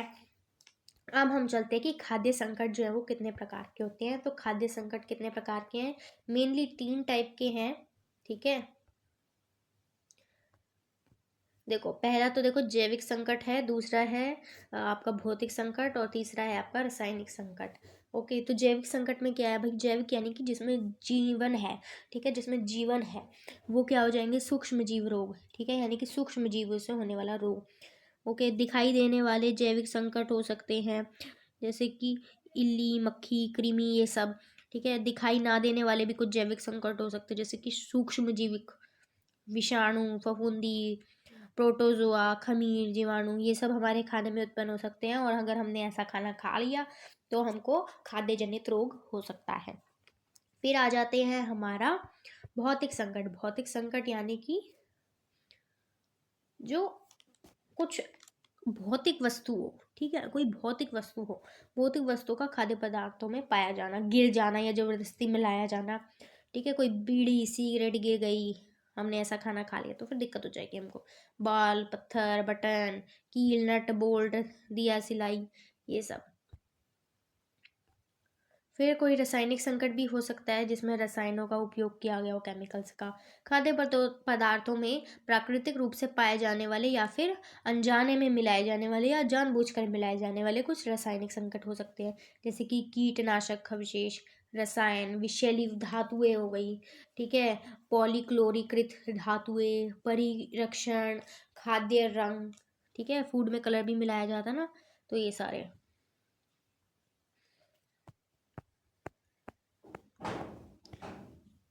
53 क्वेश्चन क्या है कि सूक्ष्म जीव रोगाणुओं से कितने प्रकार के खाद्य जनित रोग उत्पन्न हो सकते हैं, वो हमको बताने हैं। तो एक देखो संक्रमण होता है, एक होता है विषाक्तता। ठीक है, ये हम आगे पढ़ते हैं ये क्या होते हैं। तो खाद्य संक्रमण क्या होता है? किसी संदूषित खाद्य पदार्थ को ग्रहण करने पर सूक्ष्म जीवी रोगाणु के शरीर में प्रवेश करने से रोग उत्पन्न होना जो होता है, क्या होता है? खाद्य संक्रमण कहलाता है। जैसे कि साल्मोनेला, ये एक सूक्ष्म जीव है, ठीक है, ये हमारे खाने में चला गया और हमने खा लिया फिर वो वाला खाना, तो हमको हो जाएगा संक्रमण। ठीक है, अब हम साल्मोनेला के बारे में मैं आपको अच्छे से समझाने के लिए पहले साल्मोनेला की विशेषताओं पे ले चलती हूँ। ठीक है, साल्मोनेला की विशेषताओं पे हम चलते हैं। तो देखो भाई, ये कहाँ पाया जाता है? तो जीव जंतुओं के आंत्र क्षेत्र में पाया जाता है। गर्म करने पर नष्ट हो जाता है। ये इसकी क्वालिटी क्या है कि ये गर्म करने पर नष्ट हो जाता है। सही ढंग से अगर नहीं पकाया गया, अगर आपने सही ढंग से गर्म नहीं किया तो फिर कुछ जीव बच जाते हैं। साल्मोनेला पार संदूषण से फैलते हैं। ठीक है, पार संदूषण से फैलते हैं। यह ऐसा हो सकता है जब एक तख्ते पर कच्चा मांस, मुर्गा मुर्गी के टुकड़े काटें और बिना तख्ते को साफ किए क्या किया जाए, उस पर दूसरा कुछ काट दिया जाए, ठीक है, जिसे पकाने की आवश्यकता नहीं होती है। तो भाई इससे क्या होएगा भाई, क्या होएगा, आपको साल्मोनेला जो है वो आपके अंदर जा सकता है। ठीक है, स्रोत क्या है इसका भाई? कच्चे मांस से मिलेगा ये हमें, कच्चे दूध से, अंडे में ये पाया जाता है। ये आपका कॉम्पिटेंसी बेस्ड क्वेश्चन आ सकता है कि ये कहाँ से, अंडे, अंडे से उसको ये बीमारी होगी तो उसके उसमें कौन सा सूक्ष्म जीव होगा भाई? उसमें साल्मोनेला होगा। ठीक है, तो साल्मोनेला जो है बहुत तेज़ी से अपनी संख्या में वृद्धि करते हैं ये जो सूक्ष्म जीव हैं, और ये क्या करते हैं, लगभग लगभग 20 मिनट में इनकी संख्या जो होती है वो दोगुनी हो जाती है। अब मैं आपको ले चलती हूँ विषाक्तता पे। ठीक है, तो आविष्कृत विषाक्तता से क्या अभिप्राय है? ठीक है, जिसको हम अविषालुता भी बोलते हैं। तो भाई ये क्या होता है, जब किसी खाद्य पदार्थ में किसी प्रकार किसी परिस्थितियों में क्षति उत्पन्न होती है, तो भाई, या क्षति उत्पन्न करने की क्षमता होती है, तो उसे हम बोलते हैं अविषालुता या विषाक्तता। ठीक है, अब हम देखते हैं अच्छे से इसे। और भोज्य पदार्थों को पकाने पर उनमें उपस्थित अधिकांश रोगाणु जो हैं वो नष्ट हो जाते हैं, लेकिन कुछ जीवाणु रह जाते हैं जो सामान्य तौर पर विष उत्पन्न करते हैं तथा भोज्य पदार्थ को विषाक्त यानी कि विषैला कर देते हैं, परंतु दिखावट व स्वाद में परिवर्तित नहीं आता। ठीक है, यानी कि खाना खराब हो चुका है लेकिन आपको उसे देखने पर या सूंघने पर या उसके स्वाद में आपको कोई परिवर्तन नहीं दिखेगा। जैसे कि इसमें कौन सा हो गया, जैसे कि कौन सा जीव हो गया इसमें, स्टेफलोकोकस। ठीक है, स्टेफलोकोकस आरियस इसका एक एग्जाम्पल है, उसमें साल्मोनेला था, इसमें स्टेफलोकोकस। तो ये क्या होता है भाई, वायु, धूल और जल में तथा 50% स्वस्थ व्यक्तियों की नाक, गले, त्वचा और बालों में ही पाया जाता है। कौन? स्टेफलोकोकस आरियस। विभिन्न प्रकार के परजीवी भी रोग उत्पन्न कर सकते हैं। उदाहरण के लिए फीता द्वारा संक्रमित सूअर का मांस ग्रहण करने पर स्वस्थ व्यक्तियों को संक्रमण हो सकता है। कीड़ों द्वारा अनाज व दालें खराब होती हैं। ठीक है, साल्मोनेला की विशेषताएं हम देख चुके हैं। अब हम देखते हैं कि खाद्य संदूषण तथा खाद्य मिलावट या फिर जिसको हम अपमिश्रण भी बोलते हैं, इनमें क्या अंतर है। तो अंतर देखते हैं, खाद्य संदूषण और खाद्य मिलावट या फिर अपमिश्रण में अंतर क्या है। तो खाद्य पदार्थ में भंडारण या प्रसंस्करण के समय या उससे पहले या उसके बाद में हानिकारक, अरुचिकर या फिर आपत्तिजनक पदार्थों जैसे कि रसायन, सूक्ष्म जीव, तनुकारी पदार्थों की उपस्थिति से क्या होता है, संदूषण होता है। ठीक है, यानी कि इन सारी गलत चीज़ों से हो रहा है खाद्य संदूषण। ओके, जैसे कि क्या हो गया इसमें, लकड़ी हो गया, पत्थर, वर्जित रंग हो गए, परिरक्षक कीटनाशक का अवशेष हो गए। वहीं खाद्य मिलावट या अपमिश्रण क्या है, किसी खाद्य पदार्थ में जानबूझकर, ठीक है, या फिर संयोगवश अशुद्ध, सस्ते या अनावश्यक अवयवों को मिलाना, या तो जाने में या फिर अनजाने में कुछ मिला दिया गया है, या किसी पौष्टिक तत्व को निकाल लेना। ठीक है, जो खाद्य पदार्थों के गुणों और संगठनों को बदल देता है और खाद्य पदार्थ की गुणवत्ता को कम कर देता है, जैसे कि दूध में पानी मिला देना, ओके, या फिर क्रीम निकाल लेना दूध में से। ठीक है, तो ये इसका एक एग्जाम्पल है।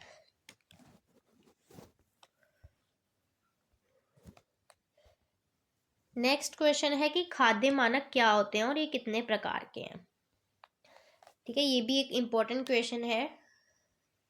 तो खाद्य मानक जो है उपभोक्ताओं के लिए स्वच्छ होते हैं, सुरक्षित व पौष्टिक खाद्य पदार्थों की आपूर्ति के लिए देश के भीतर और विभिन्न देशों के बीच व्यापार को बढ़ावा देने के लिए प्रभावी खाद्य मानकों व नियंत्रण प्रणालियों की आवश्यकता होती है। खाद्य मानक जो है 4 स्तर के होते हैं। देखो, खाद्य मानक जो है वो हमें क्या बताएंगे, मानक यानी कि एक मार्क। ठीक है, एक मार्क या फिर कोई चिन्ह हो गया जो कि हमें बता रहा है कि खाद्य स्वच्छ, सुरक्षित और पौष्टिक है ना। ठीक है, ये सारे वो हमको बताएगा। ये खाद्य पदार्थों की आपूर्ति के लिए देश के भीतर या फिर विभिन्न देशों के बीच व्यापार को बढ़ावा देते हैं। ओके, और ये 4 टाइप के होते हैं। आइए देखते हैं। पहला तो है भाई हमारा खाद्य मानक कंपनी मानक। ठीक है, कंपनी मानक ये कंपनी द्वारा अपने स्वयं के उपयोग के लिए होते हैं। कंपनी ने कोई प्रोडक्ट बनाया, कंपनी ने खाद्य पदार्थ बनाया, उन्होंने खुद अपने प्रोडक्ट पे अपना मानक लगाया कि भाई ये हमारी तरफ से क्या है, वेरीफाइड है। ये राष्ट्रीय मानकों की नकल होते हैं। ओके। तो राष्ट्रीय मानक क्या है? राष्ट्रीय मानक नेशनल वाले क्या होते हैं? ये राष्ट्रीय मानक संगठन द्वारा निर्धारित किए जाते हैं, जैसे कि FSSAI। ठीक है। तो ये क्या होते हैं? ये ना ये भी यही सारी बातें बताते हैं कि खाद्य सुरक्षित है, स्वच्छ है, पौष्टिक है। यही सारी बातें ये सारे बताते हैं। और इन्हीं की नकल कौन करते हैं? कंपनी वाले करते हैं। फिर आ जाते हैं क्षेत्रीय मानक। एक समान भूगोलिक, ठीक है, एक समान सेम भूगोलिक जलवायु वाले क्षेत्रीय समूहों के कानूनी मानकीकरण संगठन होते हैं ये। वहीं अंतर्राष्ट्रीय मानक की बात करें तो इंटरनेशनल लेवल पे होते हैं अंतर्राष्ट्रीय मानकीकरण संगठन, जैसे कि कौन? ISO और कोडेक्स एलिमेंटेरियंस कमीशन मानक निर्धारित करते हैं। ठीक है। सबका काम वही है कि खाने की खाद्य सुरक्षा और गुणवत्ता को सुनिश्चित करना। क्वेश्चन है अब कि हमारे देश की स्वैच्छिक उत्पादन प्रमाणीकरण योजनाओं का उल्लेख करना है हमको। तो कौन कौन सी है हमारे देश की? तो एक तो है ISI मार्क, ठीक है, और एक है एग मार्क। ठीक है। तो स्वैच्छिक उत्पादन प्रमाणीकरण हमारे देश के कुछ स्वैच्छिक हैं अंकन योजना, जिसके कार्य उपभोक्ताओं को उत्तम गुणवत्ता का आश्वासन देना। जिनका काम क्या है? उपभोक्ताओं को यानी कि यूज करने वालों को उत्तम गुणवत्ता का आश्वासन देना है। तो यह मार्क भारत मानक ब्यूरो यानी कि BIS द्वारा दिया जाता है। इस चेन के प्रयोग का लाइसेंस लेने के लिए उत्पादकों को BIS की कुछ शर्तों को पूरा करना पड़ता है। ठीक है। यानी कि ये कुछ शर्त देते हैं और ये फिर उसी हिसाब से देखा जाता है, तभी ये मार्क मिलता है। देखो ये वाला, ठीक है, ये ISI मार्क है। और ये होता है एग मार्क। एग मार्क क्या करता है भाई? भारत सरकार के कृषि मंत्रालय के अधीन, ठीक है, विपणन एवं निरीक्षण निर्देशालय द्वारा कृषि उत्पादों, वो कच्चे भी हो सकते हैं और संसाधित भी, इनके लिए प्रमाणीकरण की एक स्वैच्छिक योजना है ये। ठीक है। मंत्रालय कौन कौन से? कृषि मंत्रालय के अंतर्गत विपणन और निरीक्षण निर्देशालय द्वारा ये क्या करते हैं? कृषि उत्पाद जो कि एग्रीकल्चर प्रोडक्ट्स होते हैं, उनके कच्चे भी हो सकते हैं, संसाधित भी हो सकते हैं, इनके लिए ये एक तरीके से प्रमाणीकरण होते हैं।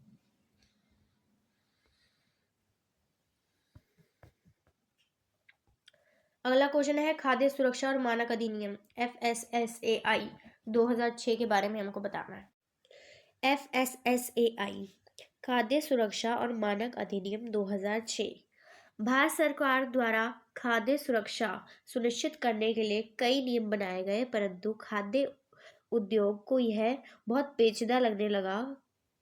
ठीक है। मतलब खाद्य सुरक्षा से रिलेटेड बहुत सारे नियम बनाए गए, लेकिन जो खाद्य उद्योग था उनको ये बहुत ज़्यादा टिपिकल सा लगने लगा कि ये क्या इतने सारे नियम।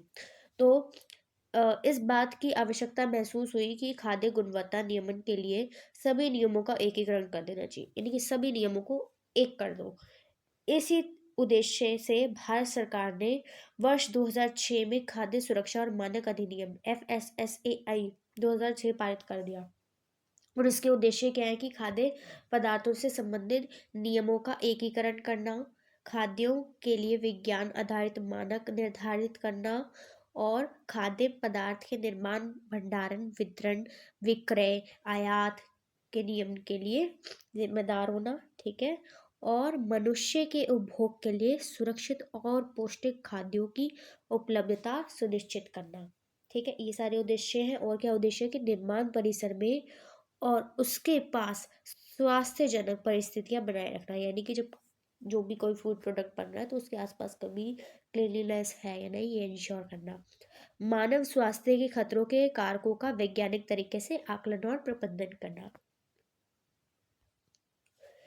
भारतीय खाद्य और मानक प्राधिकरण, ठीक है, को निम्नलिखित कार्य करने के लिए खाद्य सुरक्षा और मानक अधिनियम द्वारा अनिवार्य किया गया है। ठीक है।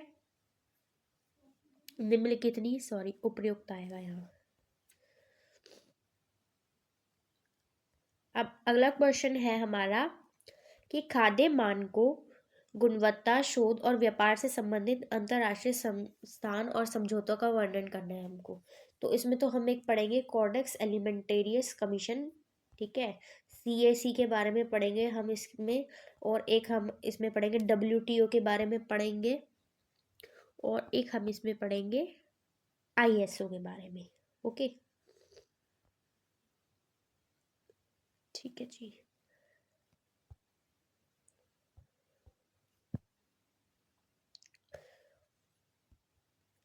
खाद्य मानकों, गुणवत्ता, शोध और व्यापार से संबंधित अंतर्राष्ट्रीय संस्थान और समझौते।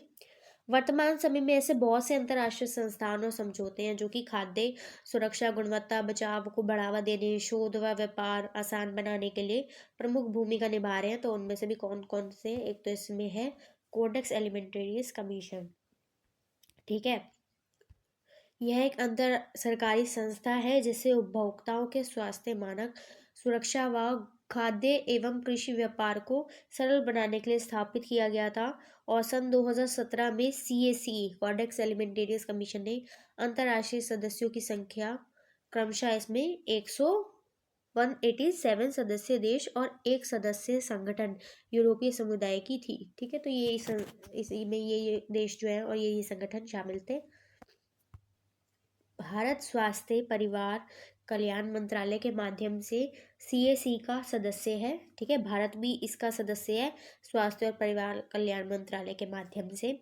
CAC द्वारा प्रकाशित प्रलेख कॉडेक्स एलिमेंटेरियस कमीशन में उपभोक्ताओं के बचाव और खाद्य व्यापार में निस्वार्थ पद्धतियों को सुनिश्चित करने के लिए अंतर्राष्ट्रीय मानक पद्धति की नियमावली, मार्गदर्शन और अनुशंसाएं भी सम्मिलित की गई। अब हम देखते हैं अंतर्राष्ट्रीय मानवीकरण संगठन, ठीक है, ISO को देखते हैं हम।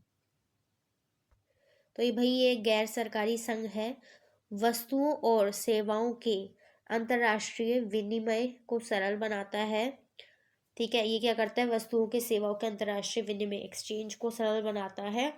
यह अंतर्राष्ट्रीय स्तर पर, इंटरनेशनल लेवल पर वैज्ञानिक, तकनीकी, बौद्धिक और आर्थिक गतिविधियों के क्षेत्र में भी सहयोग करने के दृष्टिकोण से मानकीकरण एवं संबंधित गतिविधियों को विकास को प्रोत्साहन ये देता है। कौन?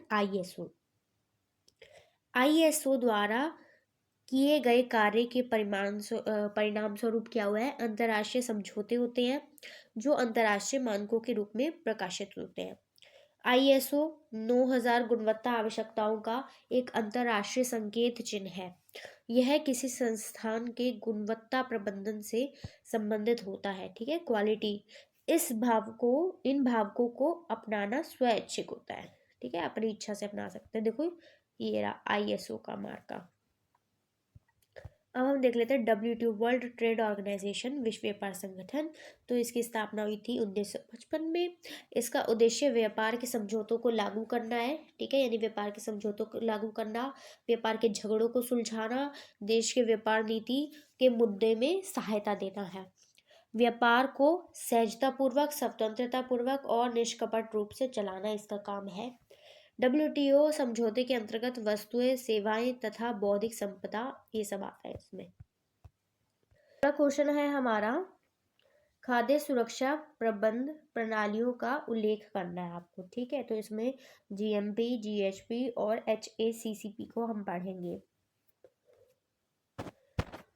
सबसे पहले आया हमारा GMP, ठीक है, उत्तम निर्माण पद्धतियां, यानी कि यह गुणवत्ता आश्वासन का एक भाग है। यह संदूषण कम करने वाले व गलत लेबल लगाने से बचने में मदद करते हैं, यानी गलत लेबल ये नहीं लगाने देते हैं। निर्माताओं द्वारा अनुपालन व निष्पादन करने में मदद करते हैं।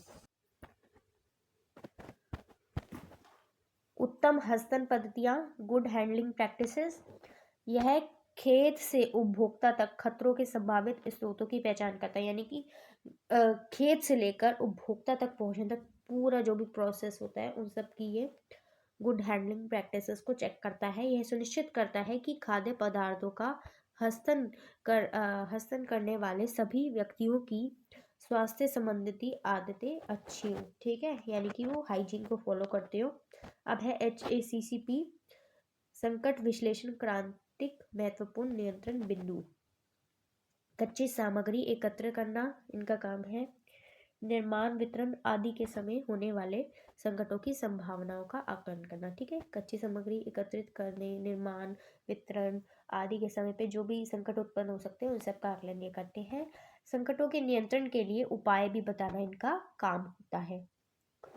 मैं इसकी पिक्चर भी दिखा देती हूँ आपको, ठीक है, HACCP की, ओके।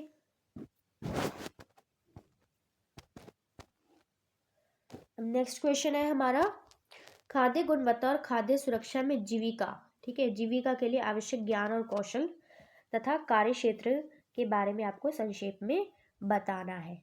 ओके, तो भाई जीविका के लिए ज्ञान और कौशल क्या रहेंगे इसमें, खाद्य रसायन, खाद्य संसाधन और संरक्षण, खाद्य विश्लेषण और गुणवत्ता नियंत्रण में पर्याप्त ज्ञान होना चाहिए, यानी कि हर लेवल का आपको अच्छा ज्ञान होना चाहिए, खाद्य रसायन, खाद्य संसाधन का, संरक्षण का, खाद्य विश्लेषण का, गुणवत्ता का, सब चीज़ों का, नियंत्रण का।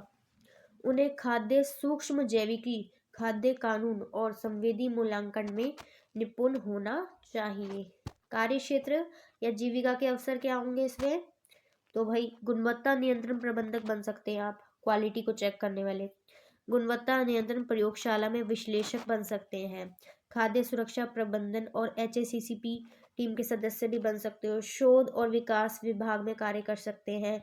HACCP को लागू करने के लिए ट्रेनर और HACCP के आकलन के लिए आंतरिक खाद्य रेखा परीक्षक भी बन सकते हैं। अभी तो ये सारा स्कोप है इसमें।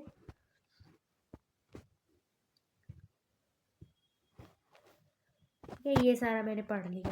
ओके, ये तब मैंने आपको शॉर्ट में बता ही दिया है। अब कोडेक्स और ISO में क्या अंतर है, आइए हम देख लेते हैं भाई। तो ये कोडेक्स जो है, जो अभी हमने ऊपर पढ़ा था, और ISO भी हमने ऊपर पढ़ा था, तो राष्ट्रीय नियमों के विकास के लिए उपयोग में ये लाया जाता है, जबकि ये जो होता है ये स्वैच्छिक होता है। ISO की सदस्यता जो है वो स्वैच्छिक होती है। और कोडेक्स में परिवर्तन बहुत धीमे होता है, लेकिन यहाँ पे हर 5 वर्षों में जो है पुनरावलोकन किया जाता है। और कोडेक्स जो है वो अल्पमत स्वीकृत पद्धतियों का वर्णन करता है, जबकि ISO वर्तमान मानक औद्योगिक पद्धतियों का वर्णन करता है।